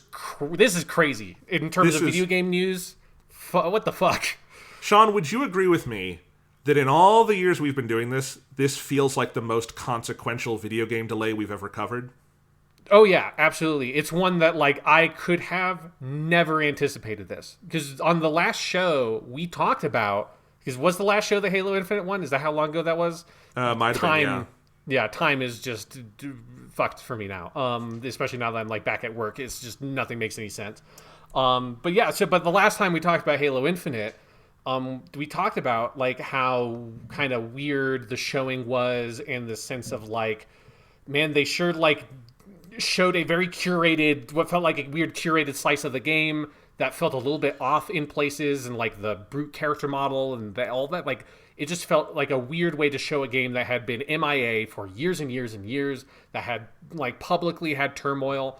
Like almost, I remember Stephen Totilo at Kotaku had tweeted out when this news was announced that it was almost a year to the day that the previous project, like creative lead on Halo Infinite, had left the studio. Because like lots of high profile people had left the game over the course of its development. So it's like it had weird development stuff, and then it got sort of delayed, and then they, was targeting the Series X launch, and all of that stuff like made me nervous about the launch of the game in an Anthem, Mass Effect Andromeda style way. But I just would never thought that even if that was the case, I would have never thought they'd actually push the game. I thought Microsoft would do, and maybe this was part of the conversation, they'd do anything, absolutely anything, as long as the game was not delayed. Because there were rumors that now seem like kind of post facto substantiated that there were talks of either of doing a staggered release where either the single player or the multiplayer came out first, and some of that kind of stuff. That were just rumors at the time that now feel like that probably was a conversation going on, because I can't think of any instance where like the flagship marquee launch title for your console, even if obviously this is a cross-gen game, so it's like a weird game to position there anyways, but it was absolutely, they were positioning this as this is the Series X launch game, and for that to get delayed, I've never seen that. That's fucking crazy to me. It would be like if Breath of the Wild had gotten delayed off of the Switch launch day, which was also cross-gen, but it was clearly the big... I mean, it didn't sell much on Wii U. It sold on Switch. Yeah. It was the game that sold Switches. I don't think anyone thought Halo Infinite was going to be the next Breath of the Wild, but it would have... Undoubtedly, it would have sold Series X's, right? It's Halo. It would have sold new Xboxes. There's no doubt about that. Because that's the thing. Alongside that announcement, Microsoft confirmed they are still launching the Series X this year. They gave a specific month, November, and we have leaked images of controllers delivered to retailers with a do not open until November 6th date that suggests that or thereabouts is the launch date. So they are going to be launching a system with no launch game, which the only time in my memory I know of that happening is the Nintendo 3DS. And the Nintendo 3DS launched with 4 or 5 games. It had no first-party Nintendo games other than Pilot Wings. And I remember when I bought my 3DS, the only game I got with it was Super Street Fighter 4 3D Edition, which was terrible.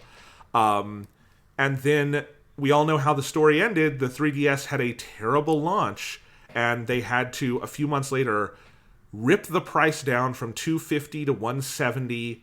They gave away free games to people who'd already bought it.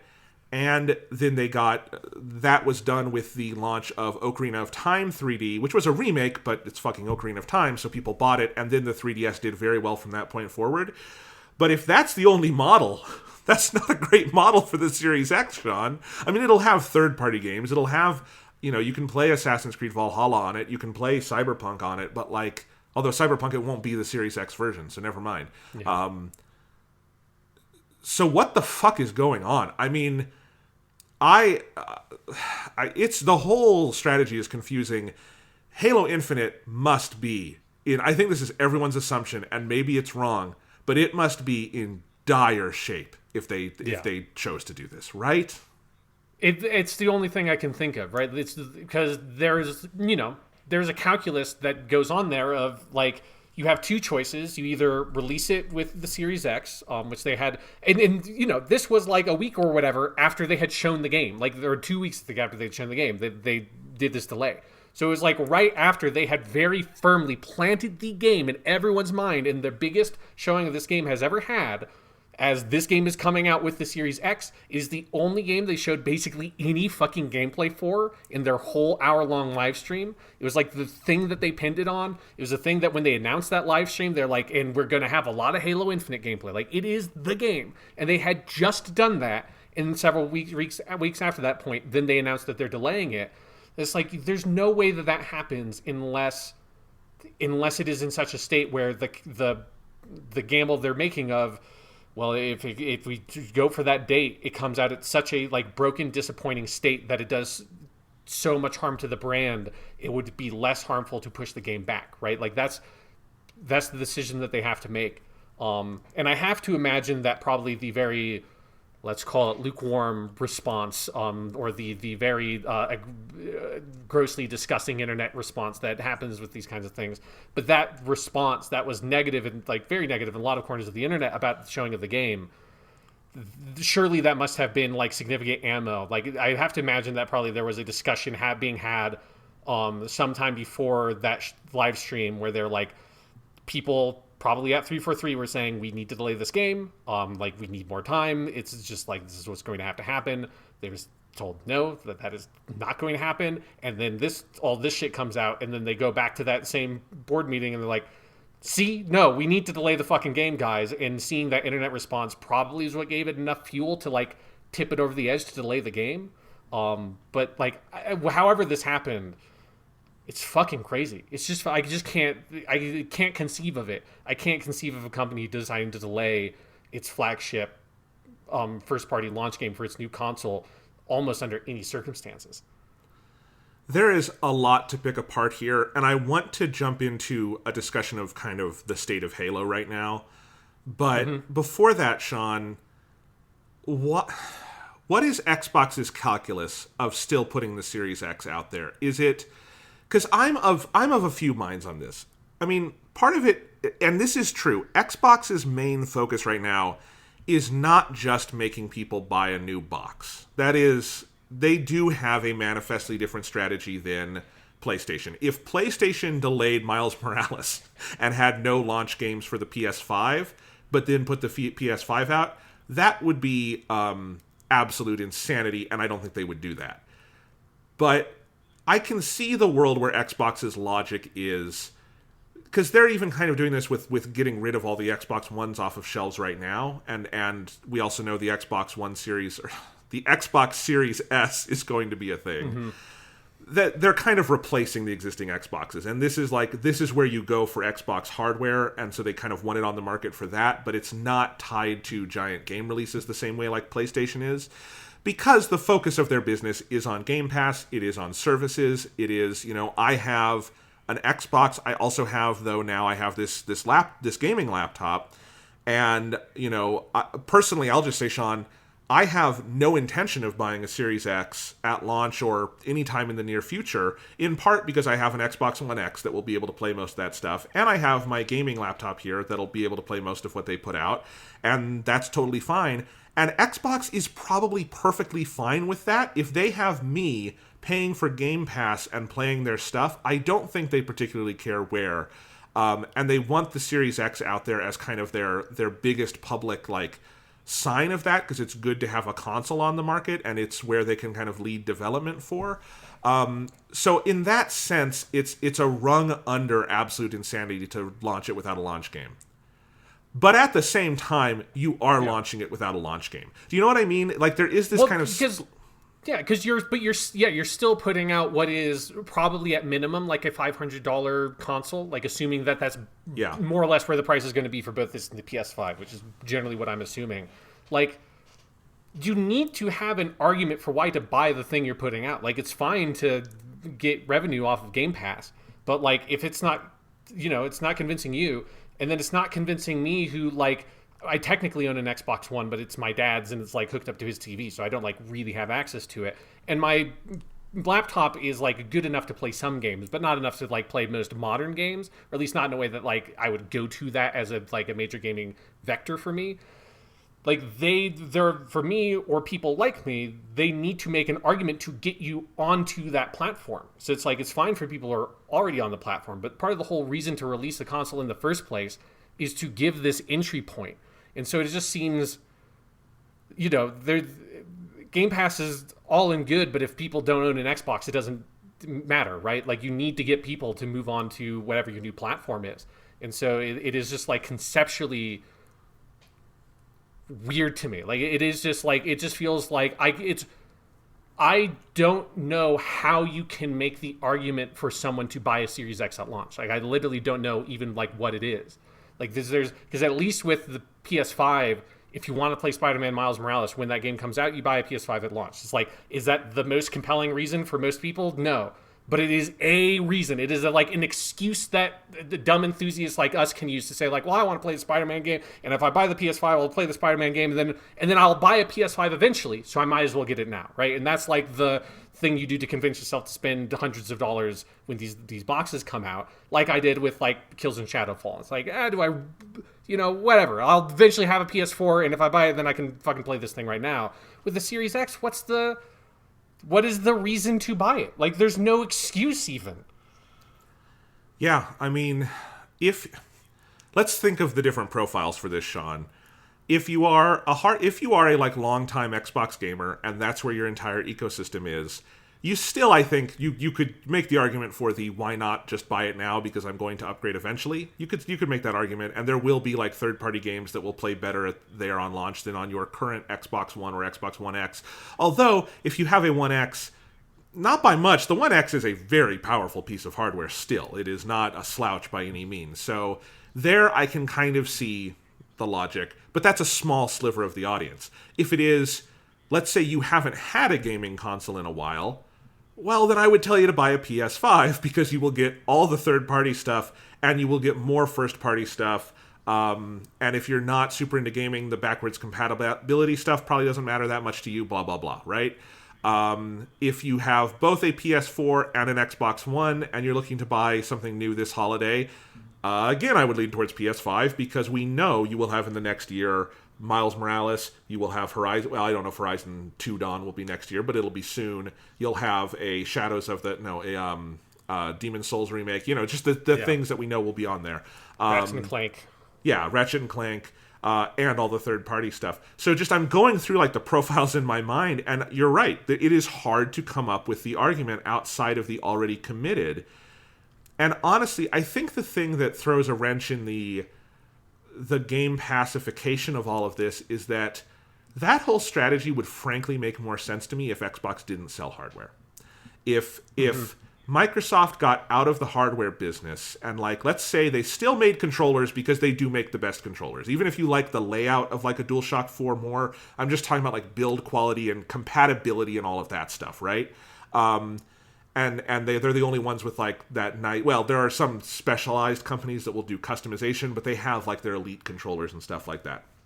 So maybe they keep doing that. They obviously keep investing in the Windows side of things. And then maybe they come up with some way to do Game Pass on PS4, on Nintendo Switch, kind of like EA Access is on those platforms, you know? And then, you know, you still... Then that whole, like, logic makes sense to me, because you can still be in their Xbox ecosystem without worrying about their hardware, which kind of is what it feels like right now, except they're launching new hardware. And that's what's so weird. They're not just launching new hardware, they're launching like very good state-of-the-art, obsessively engineered hardware. Like, you know, it's very weird, Sean. I don't really know what they're doing. Yeah, and it's just it's again, I feel like I'm kind of repeating myself from that Xbox event, but it is this continuous frustration with Xbox in the Phil Spencer era that has mostly been really good in so many ways.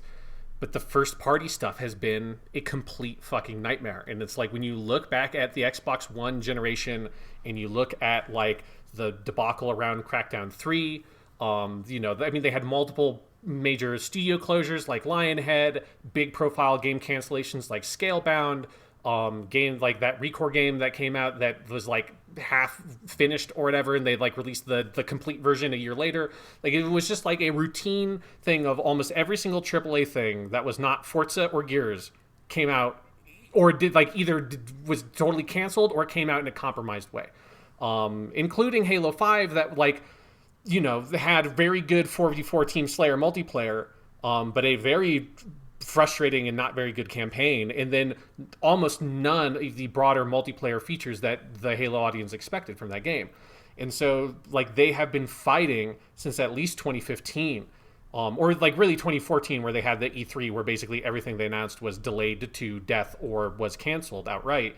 They've been constantly fighting this sense of, like, other than their ID at Xbox indie stuff like Cuphead or Ori, they just aren't putting out that much. And it just makes the Microsoft Game Studios side feel really messy.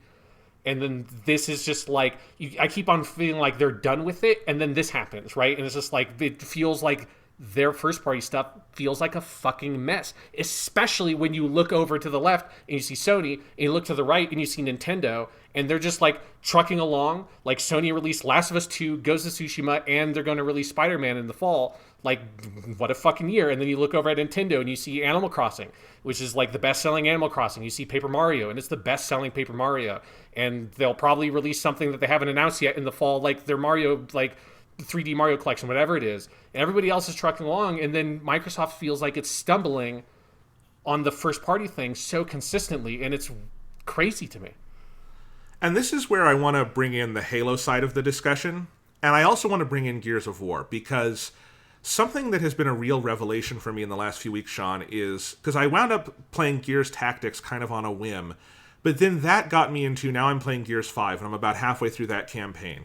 And that is a phenomenal campaign. And it is, Gears 5 is everything Halo Infinite keeps saying it wants to be, and it is that, without having to, at the same time, like, reboot the series. Like, Gears 5, if you have not followed this, its campaign, after, like, the first act, is 2 consecutive open worlds, basically, that you go through, with the Kate character.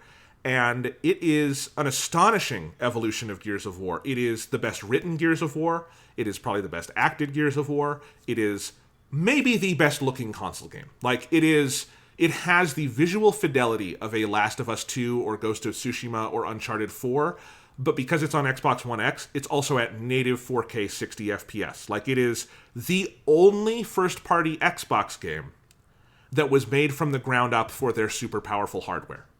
And it makes you shed a tear for all the games we didn't get, because if like PlayStation's developers had that kind of hardware, I don't think Last of Us, or I don't think like Last of Us 2 and Ghost of Tsushima would have been 1440p. They would have been native 4K. Not that that's a huge drawback, but you would have had that. I think some of those games would have been 60, not 30. There's just all sorts of things that you could do, and Microsoft, because of the power they put in that box, has access to it, but they don't get to do it much, except this one game. And one of the things I've been thinking about is that I really think the Coalition, which is the equivalent of 343, but for Gears of War, they're the secondary studio that was basically created to do Gears of War after Epic left. And I think they've made all the right moves. They've done exactly what 343 should have been doing with Halo all along. Gears of War 4 is not the best game in the series, but it is, and it's kind of a safe Gears of War sequel. But the crucial things it does is, one, it has a rock-solid understanding of the fundamentals of that series, and it doesn't try to rock the boat in ways that are, like, uncomfortable or anathemic to what that game is, in the way I think Halo 4 multiplayer did, and the new enemy designs in Halo 4 and 5, which are just awful and no one likes to play against the weird robot alien dudes, right? And the Prometheans, I believe they're called, Jonathan. The Prometheans, yes. And so Gears of War 4 felt a little safe, but it had the fundamentals down. It had a very decent, very good in places story. And I think at the time, my whole overall reaction was, this is a great foundation if they're able to leverage it more in the future. And they did. That's what Gears 5 is. Gears Tactics is a much, much, much, much, much better spin-off than Halo Spartan Assault or Halo Wars 2 or any of that stuff that gets no attention. There is an overall story focus, like the story they set up in Gears 4 extends into Gears 5 and becomes very, very compelling and feels like a more than worthy follow-up, maybe even superior to what they did in the original trilogy. And you've got Gears Tactics, which actually is a surprisingly in-depth side story that does enrich your understanding of the world of that story being told in the sequels. So, like, that's... Somehow, Gears became the most exciting property Microsoft has in 2020. Like, it's a franchise where the studio that's making it, like, all hands on deck doing a great job, where they're really expanding what that series is and letting it evolve and letting it become like an industry leader in PC ports and in a lot of tech stuff, because it is a just unbelievably gorgeous, technically accomplished game. It's a great campaign, all of these things. And that's kind of exactly what 343 has not done. They've had this very kind of like unconfident slapdash approach where Halo 4 has a pretty good story. They don't really follow up on it effectively with Halo 5. Halo 5 barely has a story. Then they have to they don't really know what they want to do for multiplayer for either one. Now they're rebooting the whole thing. Halo Infinite has been internally rebooted and it's a whole mess and no one really knows what Halo is. And it's really a tale of two studios there for me, of like one of them kind of taking this classic Xbox property and doing everything right, and one of them taking this classic Xbox property and not doing everything wrong, but doing enough wrong that when it's time for it to be the next big launch game again, it's just not ready for prime time, And that's that's been a really interesting contrast for me to follow now that I'm kind of catching up on what the Coalition has been doing with Gears. And it's like, God, if Microsoft had a couple more studios doing stuff like this, they'd be in such healthier shape. Yeah, and they had some studios making new properties like a Horizon or Ghost of Tsushima, where that if you're someone who's tired of playing a Gears or you're tired of playing Uncharted, you don't have to play those games, right? Like, it is the thing that it felt like 343 has repeatedly has tried to sort of reinvent Halo in ways that it's just like, maybe Halo doesn't need to be reinvented. It was super popular and beloved for a lot of very good reasons. And it is that thing where, I look at that Halo Infinite demo, and it is like, here's Sprint in Halo again, and I don't think Sprint has ever particularly worked that well in Halo, and I kind of feel like, I think that is like the litmus test of fucking rip that shit out. Are you really so afraid that you can't release a new Halo game and not have Sprint in it as this default function? It just feels like there's not a lot of confidence in Halo's core fundamentals if you're putting stuff like that in there. Because I know that Halo Reach had Sprint, but I don't think it worked that well in that game in a multiplayer sense either. I think it hurt the map design and it hurt the movement around that map. So it is you see that, and then it's also, it's a small thing, but it matters to me. I don't like that they keep on putting the reticle in the middle of the screen in their Halo games. It should be in the fucking bottom third, because that is where the reticle always was in all the Bungie Halo games, and now they fucking put it in the center of the screen. It's like, God damn it. That's not, it's just if just, it's those little things that just feels like you know, you're trying to attract all these new people to Halo. That don't think that's ever going to work. I don't know. You know, the only way to do that is to just make, regardless of whether it's Halo, like an all-time incredible great video game. You're not guaranteed to do that with, you know, most video games that people make. But if you do stick to the fundamentals and evolve naturally on that, which it seems like you're saying the Coalition has done with their Gears of War games, you at least retain the people who like the fucking game. You get people who like Gears of War continue to like Gears of War. The people who like Halo continue to like and enjoy Halo. And it's like, that is like the huge blow they had from Halo 5, because, you know, Halo 4 had like a decent campaign and really frustratingly designed multiplayer stuff. But it was their first chance at bat, and you're kind of like, okay, this is the first time they tried it. Then Halo 5 comes out and it launches a complete mess.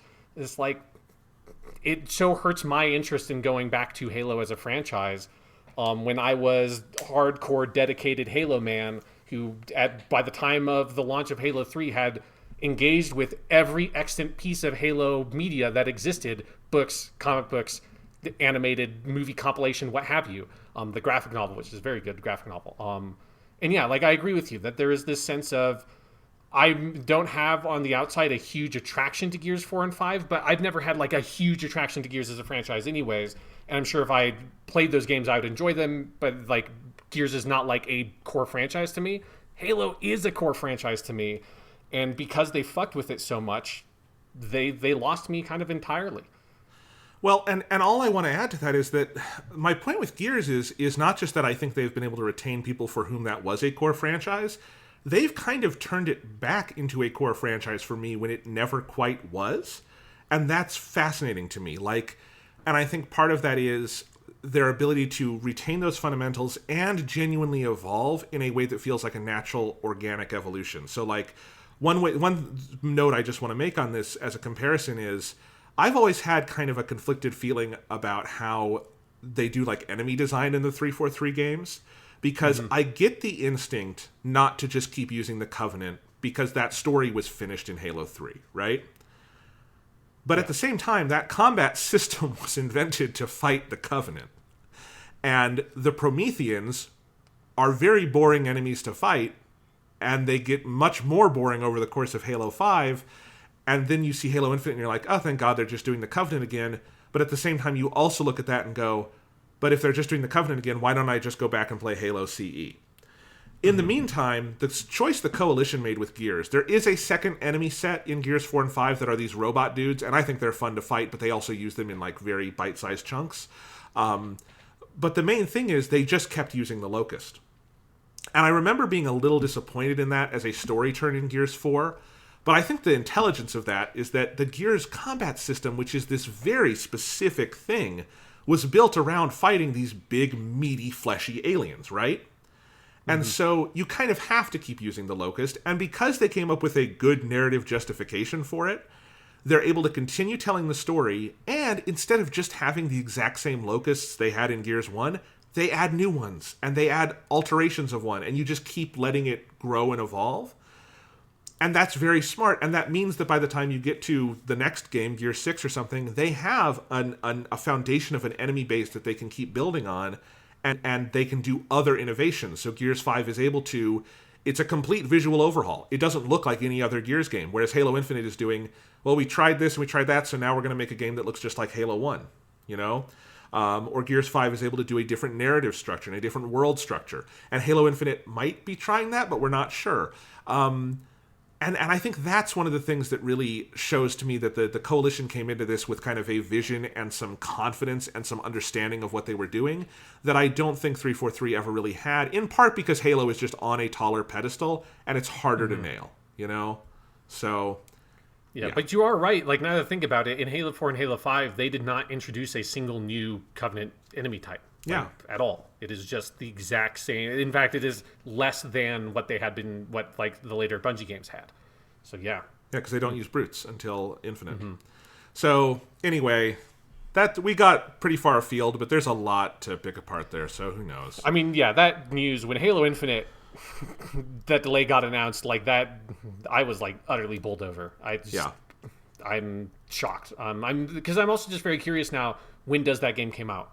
Because they just delayed it to generically 2021. There was no indication of like early 2021 or late 2021. So I'm also very curious when they like actually retarget that game to launch. Because, that's another thing to think about. Why is it the case that everyone feels they need to launch their consoles at the same time? That wasn't a thing until this last generation. Like, the 360 came out a year before the PS3. The original Xbox came out a year after the PS2. Why not just push the Series X to next fall? I don't know what the harm in that is. I mean, I'm sure there's a spreadsheet somewhere that shows that, but everyone's fucking down. It's the pandemic. I don't know. It's weird. I mean, yeah, I'd obviously like we do not know all the ins and outs. But I would be willing to guess that there are so many like wheels that get set in motion around something as big as a console launch that pushing back a console launch, that sounds like that is like a logistical fucking absolute nightmare. Probably. So it's like in the planning stage or like earlier along this process, I would agree with you, but I would not. Like, you could delay, like, every fucking game coming out for both the PS5 and the Series X, and I bet they would still come out when they come out, because it's, like, everything from, like, marketing, manufacturing, shipping, all that kind of shit, that is, like, must have been well set by this point. Yeah. Well, Sean, let's do one last piece of news. I'm going to skip one of the things we had here, but I want to do one last piece of news before we jump over and do some final thoughts on Ghost of Tsushima. And that is, I have this written in my notes as Epic v. Apple, Dawn of Monopoly. So let me try to break this story down, Sean. So Epic Games this week added a direct payment method to Fortnite on Android and iOS to bypass the 30% cuts taken by the platform. After that, Apple removed Fortnite from the App Store. Apple and Google both take that 30% cut. It's important to note this is customary in the entire industry. Steam does the same thing. From what we can make, this is not public, but we think PlayStation and Xbox probably do the same thing. Epic's own game store takes a 12% cut. That is one of their major innovations, so that's notable. Epic CEO Tim Sweeney has long protested against these large fees. Apple alleges that Epic did not get approval for this feature and was in violation of App Store guidelines, which they are. That's not an allegation. They are in violation. Epic then filed a lawsuit against Apple, alleging their practices are monopolistic. In part, the suit reads, Apple has become what it once railed against, the behemoth seeking to control markets, block competition, and stifle innovation. Apple is bigger, more powerful, more entrenched, and more pernicious than the monopolists of yesteryear. At a market cap of nearly $2 trillion, Apple's size and reach far exceeds that of any technology monopolist in history. So, some aggrandizing there. Later that day, Google also removed Fortnite from the Google Play Store on Android. Epic also sued them with the same language, even though it does not apply to Google because on Android you can use multiple storefronts. This is clearly part of a concentrated marketing and PR effort on Epic's part, as Fortnite then announced a Party Royale short called 1980 Fortnite, styled after Apple's infamous 1984 Super Bowl ad. And so it begins. Sean, I hate everything. What's your reaction? Yeah, I mean, I feel the same way. Like, it's very ridiculous. It is like, it's incredibly ridiculous, and it is well outside my like area in that I do not play Fortnite. While I own an iPhone, I do not like engage with the Apple like store stuff almost ever, really. So it is very much a like, what the fuck is going on? I have no idea anything about any of this stuff, and it just feels fucking crazy. Like, it was that, because it was the slow rollout of like, oh, okay, this seems to like be a thing, and then Epic's like 1984 thing, like, okay, this is like a parody or something at some point of like this whole, the cyberpunk future of the mega corporations trying to take each other down. Because there's a part of me that's like, Epic's not necessarily wrong. Apple does fucking suck, and it would be a huge shift if the smaller cut of the Epic Store became a common thing. And I've seen a lot of indie game developers like talking about that like how much of an impact that has. But at the same time, the way that Epic is going about this is ridiculous. And I don't use this term much, but it truly is the epitome of cringe to me. It is utterly like, it is embarrassing in this like cosmic way that I just kind of can't comprehend. Yeah, I agree. I'm annoyed by the whole thing. And honestly, as much as I agree, like, with the deep, like, underlying core maybe of what Epic is alleging, of there is a monopolistic, an antitrust argument to make against the way Apple does the App Store on the iPhone. That, to me, as much as I kind of agree with that, I'm so much more annoyed by everything Epic is doing, because they are inflaming these, like, pro-corporate, like, corporate gladiatorial, like, tensions that are so gross in our society now, of, like, pick which billion-dollar corporation you're gonna get on the side of, kids, you know, come be on our side, and, like, help us make billions of dollars that you will never see because you're giving us the billions of dollars.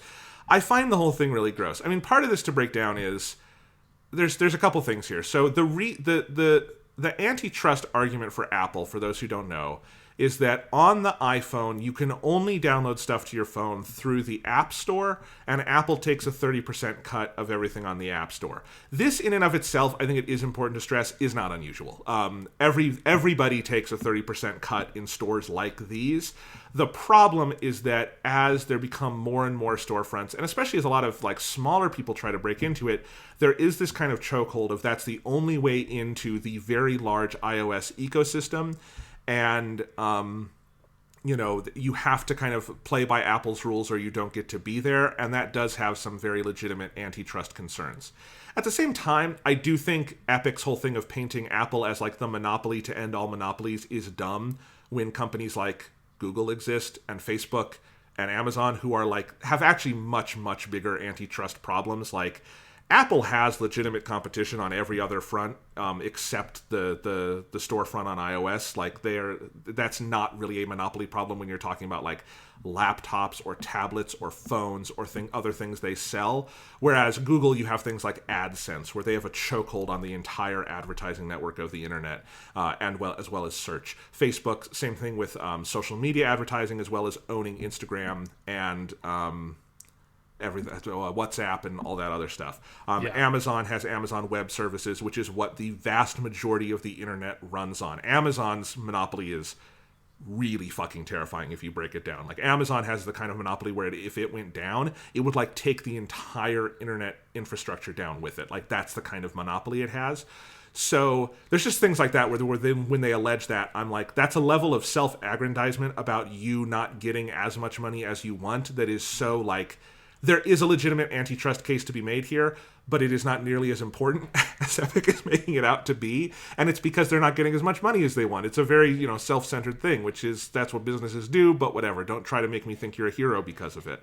And on the Google side of it, they sued Google. They have no leg to stand on there. There's no antitrust thing there there's a lot of things with Google that are antitrust concerns, but this is not one. Android has multiple storefronts. So, like, if you broke their guidelines and get off of one of their storefronts, there are other ones there. There's no antitrust problem there. So there's just, the whole thing is annoying. It's weird. I think, like, ultimately what Epic got is Fortnite kicked off of probably its two most popular platforms. And they're going to be in a long lawsuit where they're not going to win on the Google one. And the Apple one would rely on the United States judiciary system enforcing antitrust protections, which they don't do. That's not something that happens in the United States anymore, except in cases of rampant corruption by the Trump administration. So, like, I'm not sure where they're going with this, is my other thing. Like, what the fuck is the end game? I don't think that they're trying to, like, win these cases. They're trying to use these as to put pressure, right? Like, it's just fuel. It's ammunition to try to make it so that they can make more money on those platforms, right? They're just making a huge move. Like, I don't think it's necessarily about, like, we are trying to forge, forward with legislation on antitrust and that kind of stuff. I think it is just a very crass capitalistic. Again, it is, they are just using, and this is something that corporations have done for as long as corporations and laws have existed. They're using the laws to further their own interests, whether or not it is something that actually matters to what we would consider to be, like, the actual law or not. So I think that's what they're doing here. But I think, like, the only way this works for them in a way they win is if, like, Amazon and a bunch of other big services started pulling their shit off the App Store too, because otherwise, what actual leverage do they have over Apple? Apple makes a lot of money off of Fortnite, but Apple is also the single most cash-rich company in the world. Like, I'm just unsure. Like, it doesn't matter how cash rich you are. You always want more, right? Like if that's, I think they're just trying to force the issue, and I think their like argument is because Fortnite makes a lot of fucking money, so like they're just I have no idea, obviously, like how this is going to pan out, but I think that is they're banking on the massive amount of revenue that Fortnite brings into these other services as enough ammo to get them to change these policies. Because for like I'm curious for Apple, like what the ultimate breakdown would be financially, because Fortnite does just make metric shit. It like prints money, right? Like Epic's value as a company has like increased by thousands of percentages since Fortnite has released. So it is crazy. But my point, Sean, is that for Epic, that's all that is their revenue stream. Not just Apple, but I mean Fortnite, that is their revenue stream.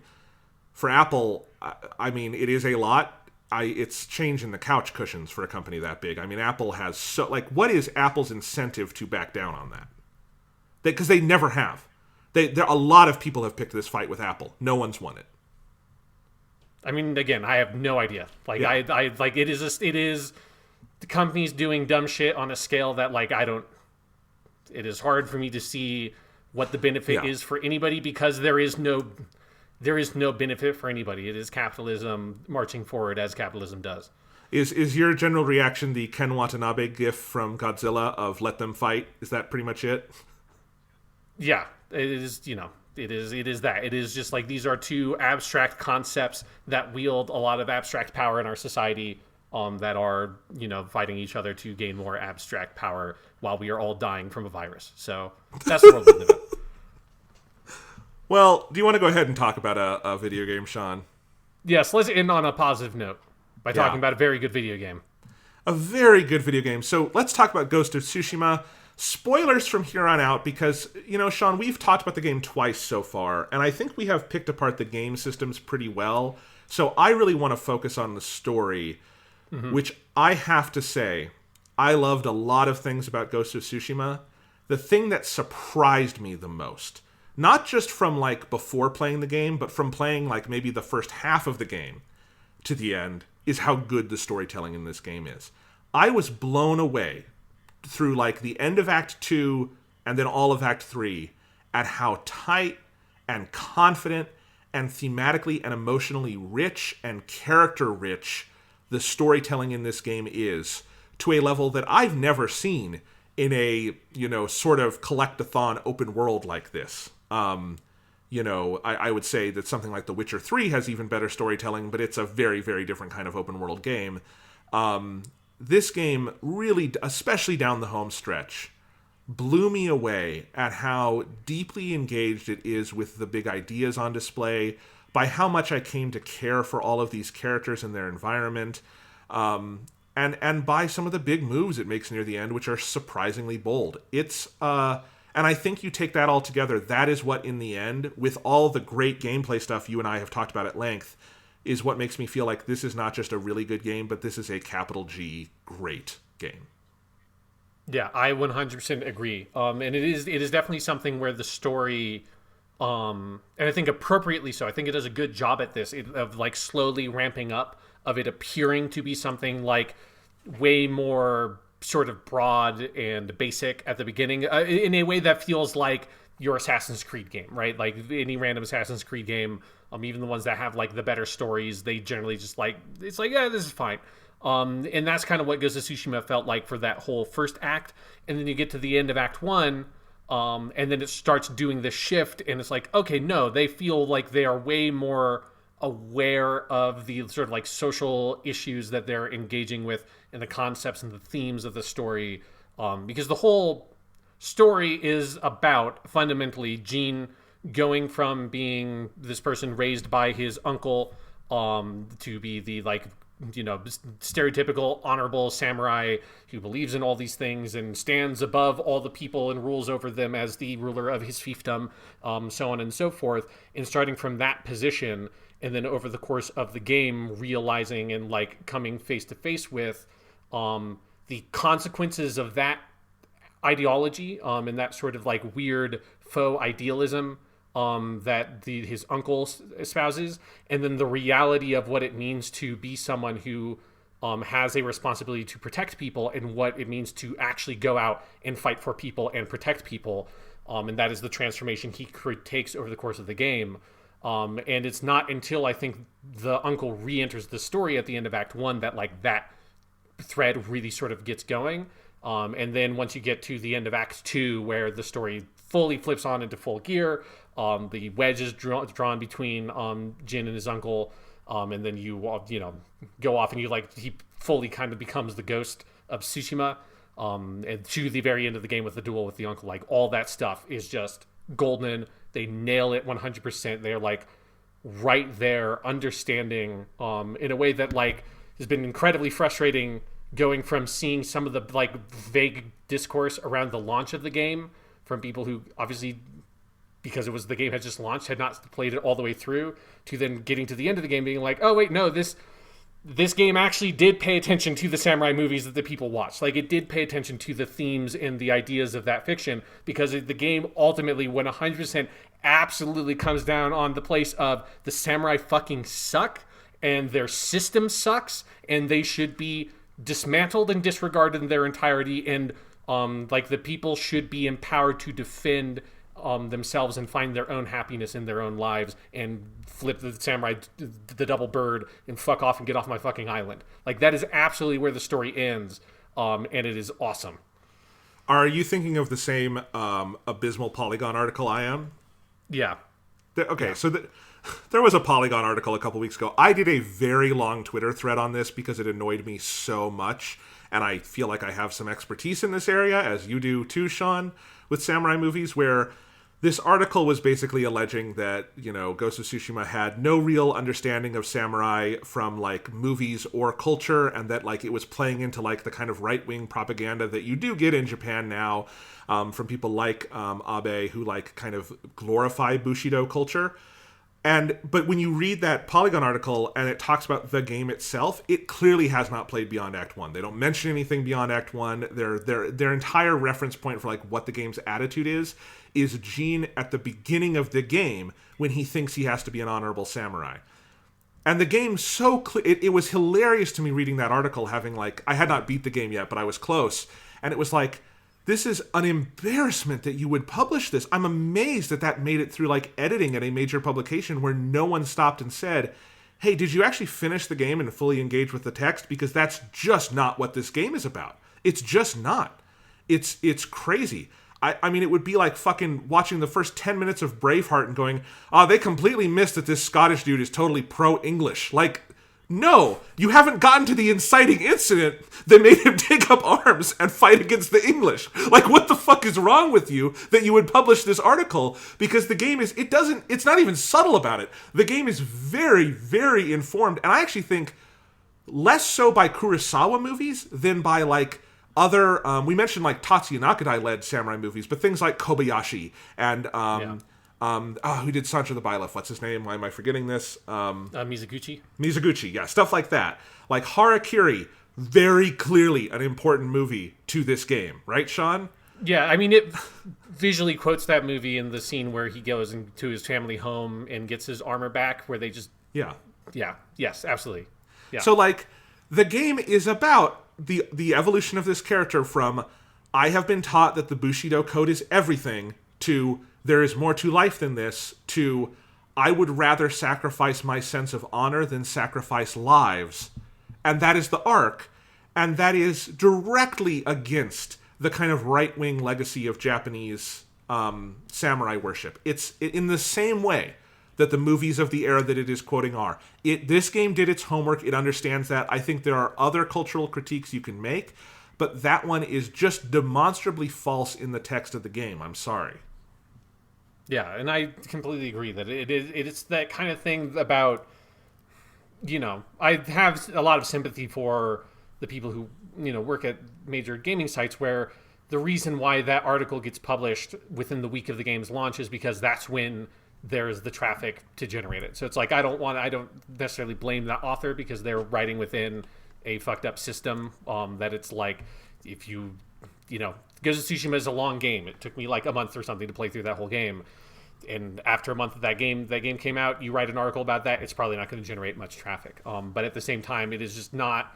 And this was, I think, a lot of the discourse in like video game Twitter discourse around the game around its launch that I saw a lot of those kinds of comments in a way just that like it felt like, like you said with Braveheart, but it would be like if you watched, Seven Samurai, but you only watch the first 30 minutes or something, you're just like, this is bullshit. Like, this movie's all about, like, it's about these poor peasants that go and they need the big, manly, godly samurai to go save them. And it's like, that's not what that movie's about. But if you only watch the first 30 minutes, that's the impression that it gives, right? Because that's what the plot is initially about, is about these poor, hungry peasants going and, like, being desperate to find some samurai to go help them. And then once they go on that journey, you realize, oh, the samurai fucking, like, the actual samurai suck. The 7 samurai that go and help them most of them aren't even really samurai. Katsuro is, I think, the only one who's, like, actively part of a samurai family that is still serving a lord. And everybody else is, like, a weird outcast, or Kikuchiyo, who's a peasant himself. So it very much has that feel, a lot of that criticism, because by the time I got to the end of the game, I was expecting like it would delve into some of that stuff, but then like ultimately not like kind of go hard on it, or like not go hard on either side, in a way that like if it had done you can play as the honorable samurai or you can be the ghost and the story has 2 paths, I think if they had done that, it would have had that kind of feel to it. But in actuality, the game very much has a very clear idea of what it wants to be about. And I was like shocked at how much emotional investment I had in that duel at the very end with his uncle, with Lord Shimura. And they do give you a choice that for me is like not actually a choice. It's there's one clear thing to do, which is let the uncle live, because you abandon your honor and like let the uncle go on his way. And it's like, I'm not going to kill you for some sense of honor. I'm going to be who I am. And then... Oh, I felt the opposite. Interesting. Okay. Really? Yeah. I feel very strongly that letting the uncle live is like the choice at the end of that game. But yeah, but we can talk about that. But like that moment and that feeling of sort of power or something of this like completion of Gene as a character who has sort of overcome these things that have held him down for the rest of his life and has actually achieved the like very childish ideals he espouses in the tutorial mission at the beginning of the game, and the way that that's mirrored, right, because you duel him in the same spot and all that shit. Like I just found that it's like in the way that a lot of those samurai movies do, and that Ghost of Tsushima is very sort of austere in its pacing and its visual presentation, and it's sort of slow and it takes its time with that stuff. But then once you get to the end, it is very heightened and melodramatic, which is what the samurai movies are typically like. And then it ends with your main character like stoically walking off into the distance, which is how the stories always have to end for me. And I just found it's like, they fucking nailed it 100%. They slammed it home. Yeah, no, and I agree 100%. It's because I think I was surprised by how hard they dive into it, and especially I think it's the end of Act 2, the big mission where you are going to reclaim the castle, Lord Shimura's castle, and you have this big blow up with your uncle about, he winds up sacrificing a bunch of troops and he's going to sacrifice a bunch more. And Genie's like, I can just go poison all these motherfuckers and then we're done. We can get out of here.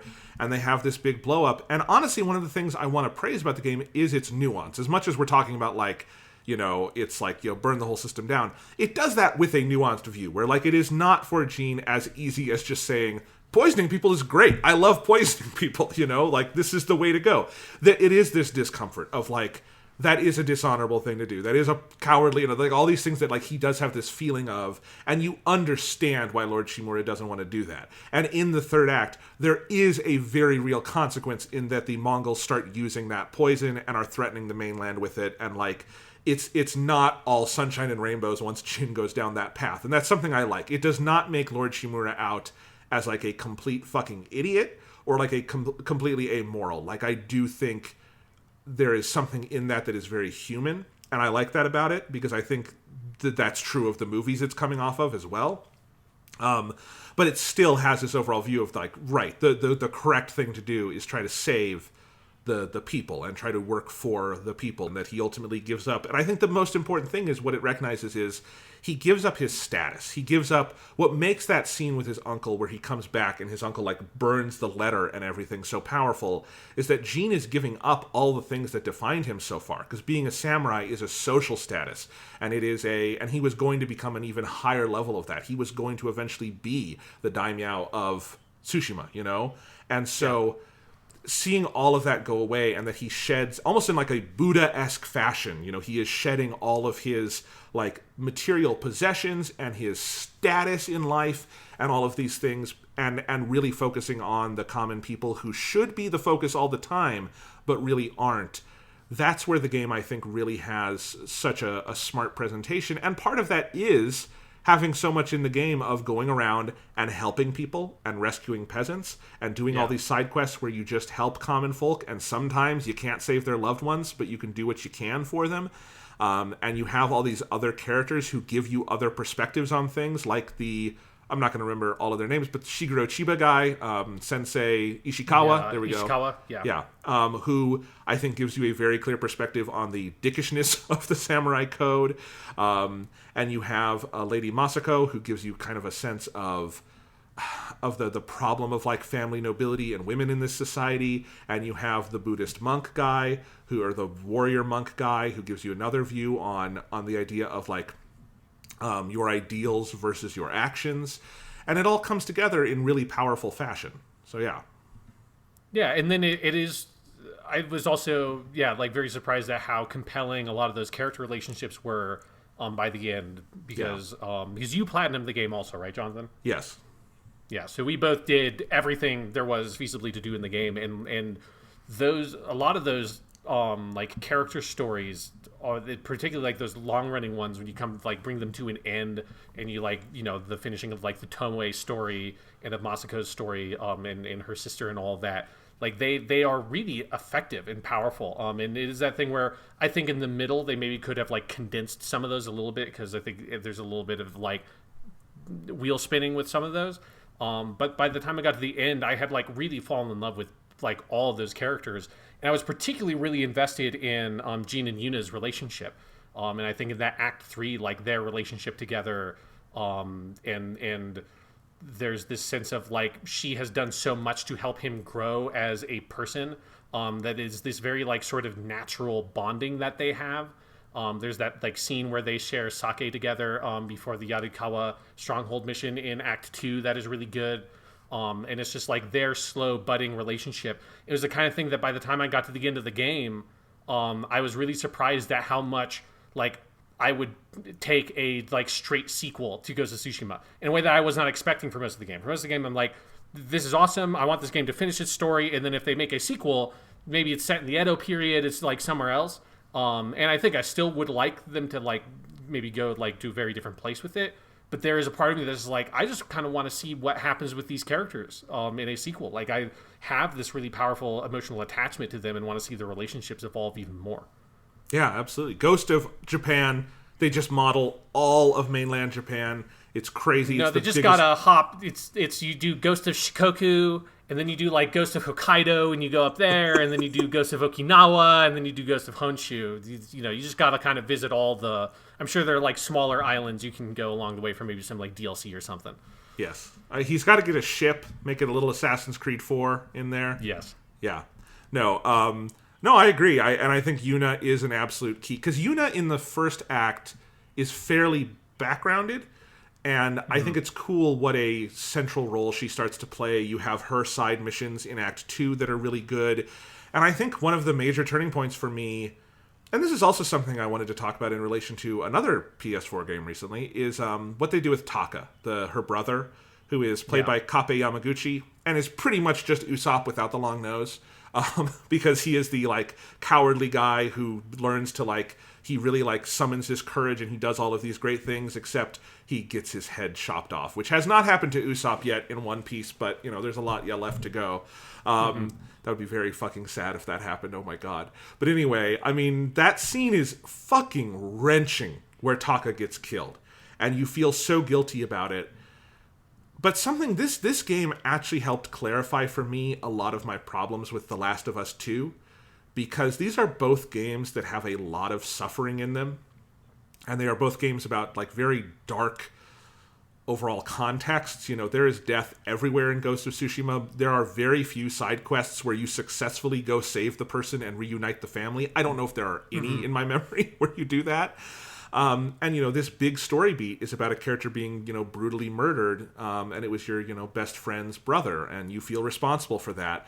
But at the same time, I just think Ghost of Tsushima has this sense of, like, rising above that suffering and trying to make something out of it and trying to stop it for other people and trying to see it in a historical and societal context. And the way Yuna is very naturally mad at Jean at first, but ultimately comes to believe they still need to fight together so this won't happen to anyone else, and that she knows it's not really his fault. And I don't know, there's an element of grace in this game's vision of suffering and what can be done to try to ameliorate it, because the main character is a hero who is trying to help people, and I know that's not what The Last of Us is about in the first place. You would never call Ellie or Joel the heroes of those games. But, like, there was something about that where, because Last of Us 2 was still rattling around in my mind, and I was thinking about, like, why did I react so much more strongly to, like, Taka's death than Joel's? And I think it is because it is couched in a context that is so much less nihilistic to me. And I think it's something this game handles really, really well. And it's something that, honestly, most games in a wartime setting where there is a lot of death and destruction don't get that deep into. Yeah, I mean, I would, for me, that's someone who, like that stuff in The Last of Us 2 a lot more. It's a different focus of Last of Us 2 is, like, so personal focused, like, it's so zoomed in. Which for me is fine for that game, and I think it does it well for that game. But I do really like Ghost of Tsushima's way more communal. It's about the island, right? It's about Tsushima, and it is about Jin's role as someone trying to help his people, not just his own interests or his immediate family or whatever. And all the other characters you meet are facets of that, right? And they are all normal people who live on that island, or they're like Masako Dono and Ishikawa Sensei. They are people who are part of the samurai system and show how that system is flawed.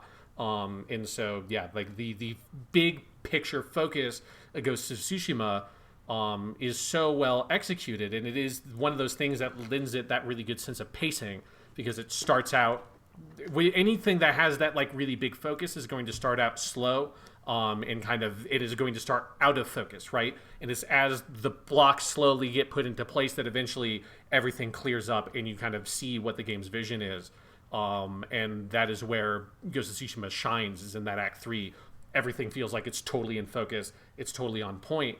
And it is like crystallized in that relationship between Jin and Yuna, because I think particularly where the story started to be very effective for me was when like anytime Lord Shimura and Yuna had like interact with each other, like you immediately see where the problem is. You immediately see like Jin is totally fucked here. There's like nothing he can do to bridge the gap between these two polar opposite people whom he both loves in different ways. And Lord Shimura is in like every interaction you have with him before like Yuna is there. Is so like sort of positive. He's just like, oh, it's my uncle, and he's the Jito of the island, and he's this great man who taught me all these things and like raised me. And then as soon as Yuna comes into the picture, it's like, oh, right, and he's also a privileged samurai who is like has this very specific worldview and sense of like self-importance in himself, that is completely at odds with Yuna and her viewpoint and the way she lives her life. And to him, Yuna is like completely disposable. And you know, like when Jin tells his uncle about Taka's death, like the uncle's like, oh, okay, yeah, we'll have to avenge him too. But it's not a like, you see how devastated Jin and Yuna is, and it's like Lord Shimura is like, yeah, that's like another lost life of another citizen of Tsushima. We'll get revenge for him as well. But he doesn't have any perspective of like the reality of that life that was lost, and like the people who cared about him and the people he cared about. And for Lord Shimura, he just doesn't consider any of those things. And so that like duality between him and Yuna, really effective, and the way that pushes Jin in that middle section between them two, very, very well done. Can we talk for a second about how ridiculously good Akio Otsuka is in this? Yes. I mean, because we've praised Kazuya Nakai up and down, and he is phenomenal as Gene, and that's true through the third act as well. But man, Akio Otsuka, not that Akio Otsuka is ever not bringing it. He's always great. You never hear Akio Otsuka in something and go, damn it, I have to listen. No, you're always like, this is going to be great, and it is. But man, it is, I think, one of the best performances I've heard from him. He is so good at selling the range and humanity of this character. And like, that I think Shimura is all those things you say, but he also does, I think, genuinely love Gene. And he does genuinely view him as a son. And like the pain in having to disown him, or in the final duel of writing the death poem, the Jisei, and like doing all of that together. Oh my god, it is a hell of a performance that reminds you that, like, okay, Akio Otsuka isn't just the great villain voice actor or the dude with the really cool deep voice. He's just one of the best people to ever do this, you know? Yes. Yeah, no, I'm absolutely with you. That it's like, I mean, yeah, every performance he's given that I've ever heard is fantastic, but this is like particularly well done. It's the kind of thing that I did end up seeing the like other outcome of the last mission. That I think like kind of the only thing outside of some trailers I've seen in English is the cutscene if you kill him at the end. Because I just like looked it up on YouTube, and that was the first thing that came up. And like, I'm not going to go spend a bunch of time finding a Japanese language version of this scene, because I just kind of am curious what it is. And it was like, and part of this, obviously, I just don't have that association with whatever the English language voice actor is. But it definitely was like, man, he just doesn't. With Akio Otsuka, you have this immediate gravitas to him. But he also, all the characters he plays have this like incredible humanity to them, right? Like there's always, like the characters he plays, even if he's playing a villain, they're always like immediately likable. There's something about them that you just like want to have a beer with them, you know? It's like, even if you don't drink or you don't smoke, you're like, I just want to go hang out with you and smoke a cigarette and have a fucking beer with any character that he plays.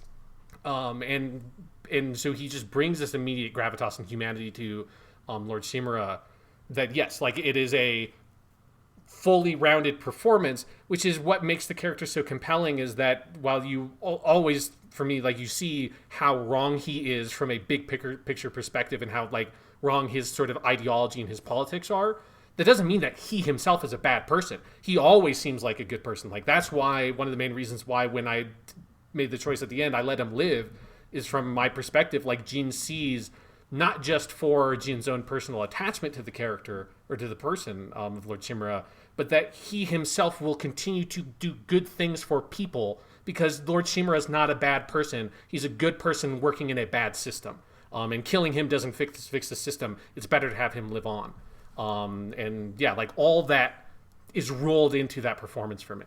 Yeah, my brother also let him live, and he made that same point you were making there, and I think it's absolutely true. And yeah, I mean, because the other thing you get with Akio Otsuka that I just don't know if there is an English voice actor who can do this, is he sounds like he's a king. He sounds like he is the lord of an island, like in a way that you just, if you see a fucking wall scroll of a Japanese daimyo or emperor or something, that's the voice you imagine coming from it, you know? Yeah. And there's very few people who could do that. You know, if Daisuke Gori were alive, he's the other person who maybe could do that. Although I always think of him more on like the less royal end of things. But like Akio Otsuka, maybe Tesho Gendo or something. Like there are some people who could do this, but like Akio Otsuka is the guy, and he just fucking brings it. He's so good, and every performance in this game is an absolute joy. But you know, that's how you know they did their homework. It's that's the guy they cast for this. You know. It's like it's that thing where it feels like the character was written for him, you know, when obviously that's not the case. Like they wrote the English language script was like the original script. They made it with like they performance captured the English voice actors and all that kind of stuff. But the experience of playing the game in Japanese, it feels like that character was explicitly written for Akio Otsuka to play him. Yeah, absolutely. Do you want to talk about the ending choice just for a second? Yeah, because I'm curious why you made the wrong choice. I want to hear your reasoning. Well, I'll give you my reasoning. Because I have had this argument with my brother also, because he also let him live. And for me, Sean, I had the exact opposite, where you said it was very obvious to you, like to the point of not even knowing why it was a choice. I felt the same way, and it was just, there's a couple things for me. I think the number one thing was, even if Gene has kind of abandoned this Bushido code, it is important to his uncle, and there's something about like letting him die with that sense of like samurai dignity, that he has lost this fight, he has lost his position. You know, if he doesn't kill Gene, he's not going to have this rank and status anymore. And it's just like, it's the thing he needs to do as his nephew, not as the ghost or anything else. It just felt like, personally, that's the choice he would make. And I thought it fit with kind of the tragic aspect of the story of having lost and sacrificed his family for this. And I really like the cutscene, the way it ends with him, the stabbing, and then him kind of crying out and it cutting to the, Owari final kanji. I just thought that was very powerful. But I will say, I think Thomas made some good points to me on this, and you are also making good points. So I see the other side, and maybe I will rethink this position. But it just, I don't know, for whatever reason, it felt natural to me in the moment, for what I was just saying. Yeah, because, for me, honestly, it felt like a, single question, multiple choice test on did you get the themes of the game or not kind of thing, because it just felt like you either abandon the code of honor or you don't, is, kind of how it's framed. Is, do you just abandon this concept of Bushido and Homare and all those things, or do you hold on to those things at least for this one last moment? And for me, it's very much, I was no, Jin is transformed at that point. And part of it is the framing of everything of that last scene, because the whole ending of the game, you have where you kill Koden Khan and all that stuff. That's fine. I enjoyed that bit, and I think it's well done. But it's that's not really the ending of the game. And when I killed him, that's not really the ending of the game, right? And then it's no, okay, you have this actual ending because the game is really about his relationship with his uncle. And I had just perfectly, a lot of my joy of playing this game is trying to align the fashion of Gene exactly with where he is in the story. So it was when that sequence happened, I'm okay, now it's time. I break out the basic Ronin Hakama in stark black, and I take out the bow and I fire every arrow I have in the bow and unequip the bow so that the arrows don't show up on the back, because I figured out that's the only way you can get the arrows not to show up, because I just wanted the most plain look possible in all black. And then I show up to the thing and have the whole, and it's just such a great extended sequence where you go and you help the guy whose wheel or wagon got stuck in the mud. All that's so good. And the whole time Lord Shimura is wearing white, and it's the visual metaphor going on there. I'm perfect. I absolutely nailed it with my fashion choices here, to the point where it feels that is how it has to. I can't imagine it not having those costumes. And yeah, there's just something about, to me, that sequence is so much about how Gene has now arrived at this place where he has become the Ghost of Tsushima, right? He's accepted this life in perspective, a new philosophy for himself. And that's just, the cutscene that plays is so well executed to deliver that feeling, because he basically, as he's denying his uncle, he takes out the mask from the box art and all that stuff, the one that Taka makes, and he puts the face mask over it, over his face, and basically tells his uncle, it's I'm not going to kill you. I don't believe in your code of honor anymore. I want to let you live. And the uncle says I'm going to keep on coming after you. It's I don't care. And then he walks off into the darkness as the music swells. And then the kanji appears on the screen. And to me, that is very much... That is a better ending. No, you're right. You're right. The game is literally called The Ghost of Tsushima. And it is this is... The thesis statement of the game is what he does there. That it's even if it is more noble to kill the uncle there, and I think it's why I like the choice being there, is because you have that urge. You have this immediate urge to I want to put you to rest in this way that you are asking for. But it goes against everything that, to me, Gene believes at that point in the game. And so even if it is some ways feels cruel, part of what the game's message to me is that doing small acts of cruelty to gain big benefits in kindness, in life, in compassion, that is the best way to live, and that's the way forward. And sometimes you gotta fucking stab a motherfucker if they're going to murder a bunch of people, but letting Lord Shimura live is going to benefit people in the long run. And so you become the Ghost of Tsushima, even if you disband in your honor and you walk off into the distance while some Japanese lady screams and sings at the top of her lungs with a kanji appearing on the screen. Yeah, you're right. Okay. Yeah. No, I'm wrong. I can admit that. No, you're absolutely right. Thomas, you are also right. We had an argument about this. I think Thomas, you were correct as well. I missed the point of the game, or I think I got the point of the game, but in that moment I missed the point. No, because I think, and I agree, and I think I liked what you said about the choice should be there because of that instinct. Because I think I was just in that moment of like, with Death Poem and the fight and everything, it was just like, well, I have to finish this, right? And I liked that. I will have to go now replay that last mission or something and see that, because that sounds really good. And yeah, also in black and white, that final scene, mwah, it's perfect. Mm-hmm. It's you gotta do all the big story stuff in Kurosawa mode, because that's how it looks best. Although I did play a lot of the last half of the game in color, and good God, this is one of the best looking games ever made. Oh my God. Yeah. It's like, it makes me want every like big long open world game like this to have multiple visual modes of some sort, because it does like do a lot to make the game feel visually fresh, being able to switch between both of them. Because particularly Act 3, I did a lot of Act 3 in color. Partially because my association with samurai movies in the snow are all color movies, because a lot of like, Act 3 is very like Hideo Gosha, because he does a lot of he did a lot of snow samurai movies, a lot of like red or black blood on the white snow. It's very much his aesthetic. But yeah, there's something about being able to switch between the two of them, and it just keeps the visual language of the game and the art of the game feel so impactful. Because yes, like while Kurosawa mode is like in my heart of hearts, that's the way the game looks.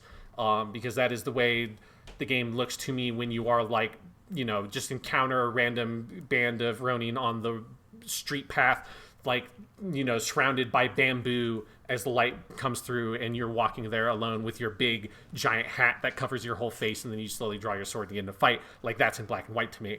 But when you do go into color, the usage of color is so gorgeous, and just the bright, vibrant reds and purples and white and yellow, and each area has so much its own look to it in color, that it is I think absolutely like the way to play the game is switching between them periodically to get the full range of the visual and aesthetic palette on offer to you. Absolutely. I've also got to say, I think this game puts just about every other major game right now out on notice for being 40 gigabytes large, yes, utterly gorgeous, gigantic in its world, and loading like it's on a fucking SSD. What the hell excuse do other games have for being 150 gigs and loading like a goddamn dinosaur and having 60 gigabyte patches every month? I'm looking at you, Modern Warfare, you fucking data cap eating son of a bitch. I love you, but God, my data cap is crying. Yeah, like, there's a reason why I uninstalled that game at some point on my PS4, because I'm like, I just don't want it downloading patches. When I play the game again, I'll download. I'll start downloading it and then go to bed. Yeah, I mean, for the love of God, like, I feel like Ghost of Tsushima should be a model for a lot of other games on that regard. And I'm sure there are extenuating circumstances in a lot of these, but I just have to say, as a normie, non-developer outsider, I look at Ghost of Tsushima. I see one of the most gorgeous detailed games ever made. I see a relatively svelte file size, and I see the fastest loading times I've ever seen in an open world game. And I'm like, why can't everything else do this? This is wild. You know what I mean? Yeah, it's just, you so appreciate, like, it just makes it feel like Sucker Punch must have made it like a significant priority, right? Because I'm sure that must be very hard to do. If it wasn't hard to do, every video game developer would be doing it, right? Like, it's got to be the significant amount of technical effort to do that. But it's like, I so appreciate the work that the developer put in to get that download size small. That then obviously that is one of the ways that then they make the loading faster, is because you're not trying to load from a 100 plus gigabyte download. It's a 40 gigabyte download. But then it was especially, you know, because the only other like big video game I played after Ghost of Tsushima is the Avengers beta, and one of the other things that Avengers resembles Destiny in is the load times. It very much is like okay, I'm going to be sitting here.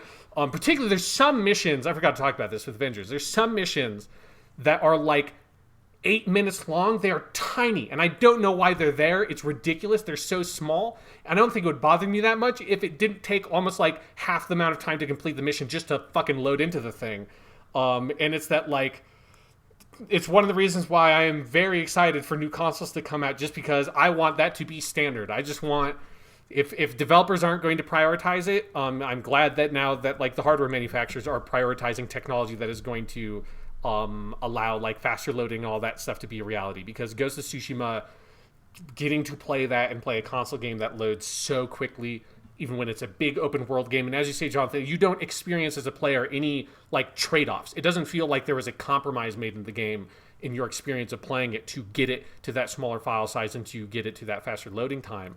And so it just feels like you're getting the full game you would have gotten. It just loads like fucking crazy, and it doesn't eat up like a tenth of your fucking hard drive. Exactly. And, you know, one thing that excites me is that Sony, their first-party studios tend to share a lot of their big developments. So, like, when Sucker Punch did photo mode in Infamous, every Sony game had it. A lot of the Naughty Dog, like, you know, just basic menu and UI and accessibility stuff goes to a lot of the other games. So it makes me hope that, like, all the other, like, Naughty Dog is doing, like, a Zoom seminar on this for all the other studios for the next generation. Because, you know, even if they're all going to load fast because of the SSDs, you know, I would appreciate non-200 gigabyte games. That would be nice. Yeah. So, yeah. Anyway, anything else to say about Ghost of Tsushima, which is undoubtedly one of the great games of 2020? The soundtrack also fucking rules. I've been listening to the soundtrack a lot while I'm doing, like, planning and stuff for school. It is just, like, it is like a trend of the past, like, 4 to 5 years of Sony first-party games in particular, where they've just, like, been fucking knocking it out of the park. Like this... obviously, Last of Us, fantastic. Spider-Man, God of War, like, all of those just have these great fucking soundtracks. And they're all on Spotify also. So if you have Spotify like I do, you can just fucking load that shit up. And because one thing I like about it is it's two different composers worked on it. I can't remember the names off the top of my head. But one of them is a Japanese composer that is composed music in a bunch of Japanese movies and Chinese movies for decades at this point. They basically had him compose what is, I think it's like almost like an hour long length of music that is a series of 5 movements that are in the soundtrack, and that's the stuff that, like, all the sort of like intermediary music that plays when you're wandering around the world kind of pulls from that, and then the sort of main composer of the game did all the music that's like the major themes for all the major characters and the story beats, and the music integrates really well between those two, but I think it's just cool. And I like the way the soundtrack sort of organizes that you just have these, like, 5 sort of movements of music that give you the sort of sensation of being in the world of Ghost of Tsushima. It's very good. Yeah, the composers are Shigeru Umebayashi, was the first one you were talking about. I know him from the Zhang Yimou movies, like Curse of the Golden Flower and House of Flying Daggers. His scores for those are just phenomenal. And then the other guy is Ilan Eshkiri. Also just great music. Because I agree, I particularly love the suites, the Umebayashi suites, but the Eshkiri stuff is a little, like, more of a thankless task, but it's also very good music. So it's a great combination. Yeah. Which of the different... So you have 3 major character paths that go through the game. You have the wandering monk, or the fighting monk. You have Masako Dono, and you have Sensei Ishikawa. Which one was your favorite of those? I mean, it's definitely either Ishikawa or Masako. Like, I like Norio, but he's the least interesting of those 3. I really liked, like, it's less for Ishikawa Sensei. Like, I like Masako more as a character, but I like Tomoe in a weird way the most. Like, if you gave me a Tomoe DLC, like a standalone Tomoe thing, this is a weird... One of the ways in which Sekiro and Ghost of Tsushima are both very similar is I want the fucking Tomoe DLC. Because Tomoe is just a cool... In whatever thing, when the woman named Tomoe is in it, she's always fucking cool and some, like, mysterious warrior lady. And I want the DLC about Tomoe going to, like, I think she goes to Kyoto or wherever. Yeah. I want that. I want to just play that.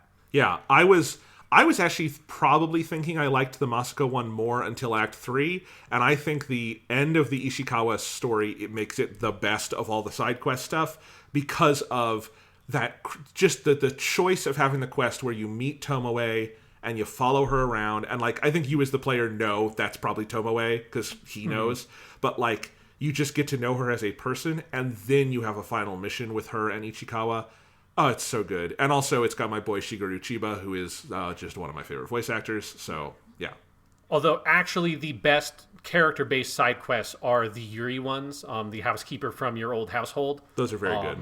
Yeah, those are fucking great. And like very like important, like fundamental context for Gene. Yes. Like I really like that you don't know that much about who Gene actually is, like his backstory and stuff, until you have that sort of series of missions around his family homestead with her and getting the armor and all of that. And it's, I think, it's really effective of the way they start peeling back his character at that point as you're starting to make that like fundamental character shift for him away from that sort of samurai perspective. Absolutely. All right. Well, I think that's it for Ghost of Tsushima. I think that's probably it for this week, Sean. Next week, do you want to do another Weekly Suit Gundam? We can do Stardust Memory, 0083. Another Akio Otsuka classic? Yes. We will never be done with Akio Otsuka. No. All right, well then let's plan on that for next week. And I have to say, Sean, one other thing I should say, I didn't include this in the stuff portion, but for an upcoming Weekly Suit Gundam, I have also started watching, and I am 13 episodes into Armored Trooper Votoms. Oh, holy shit.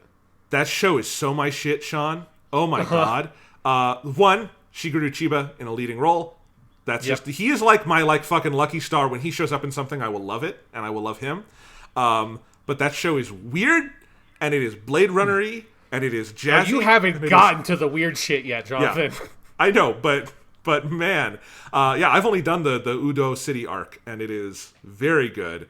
I got there's now a complete box set out which compiles all the old releases they'd done, but it's not this big 9-disc box, and it's I like that show, so that'll probably be an upcoming Weekly Suit Gundam at some point when I have worked my way through that show.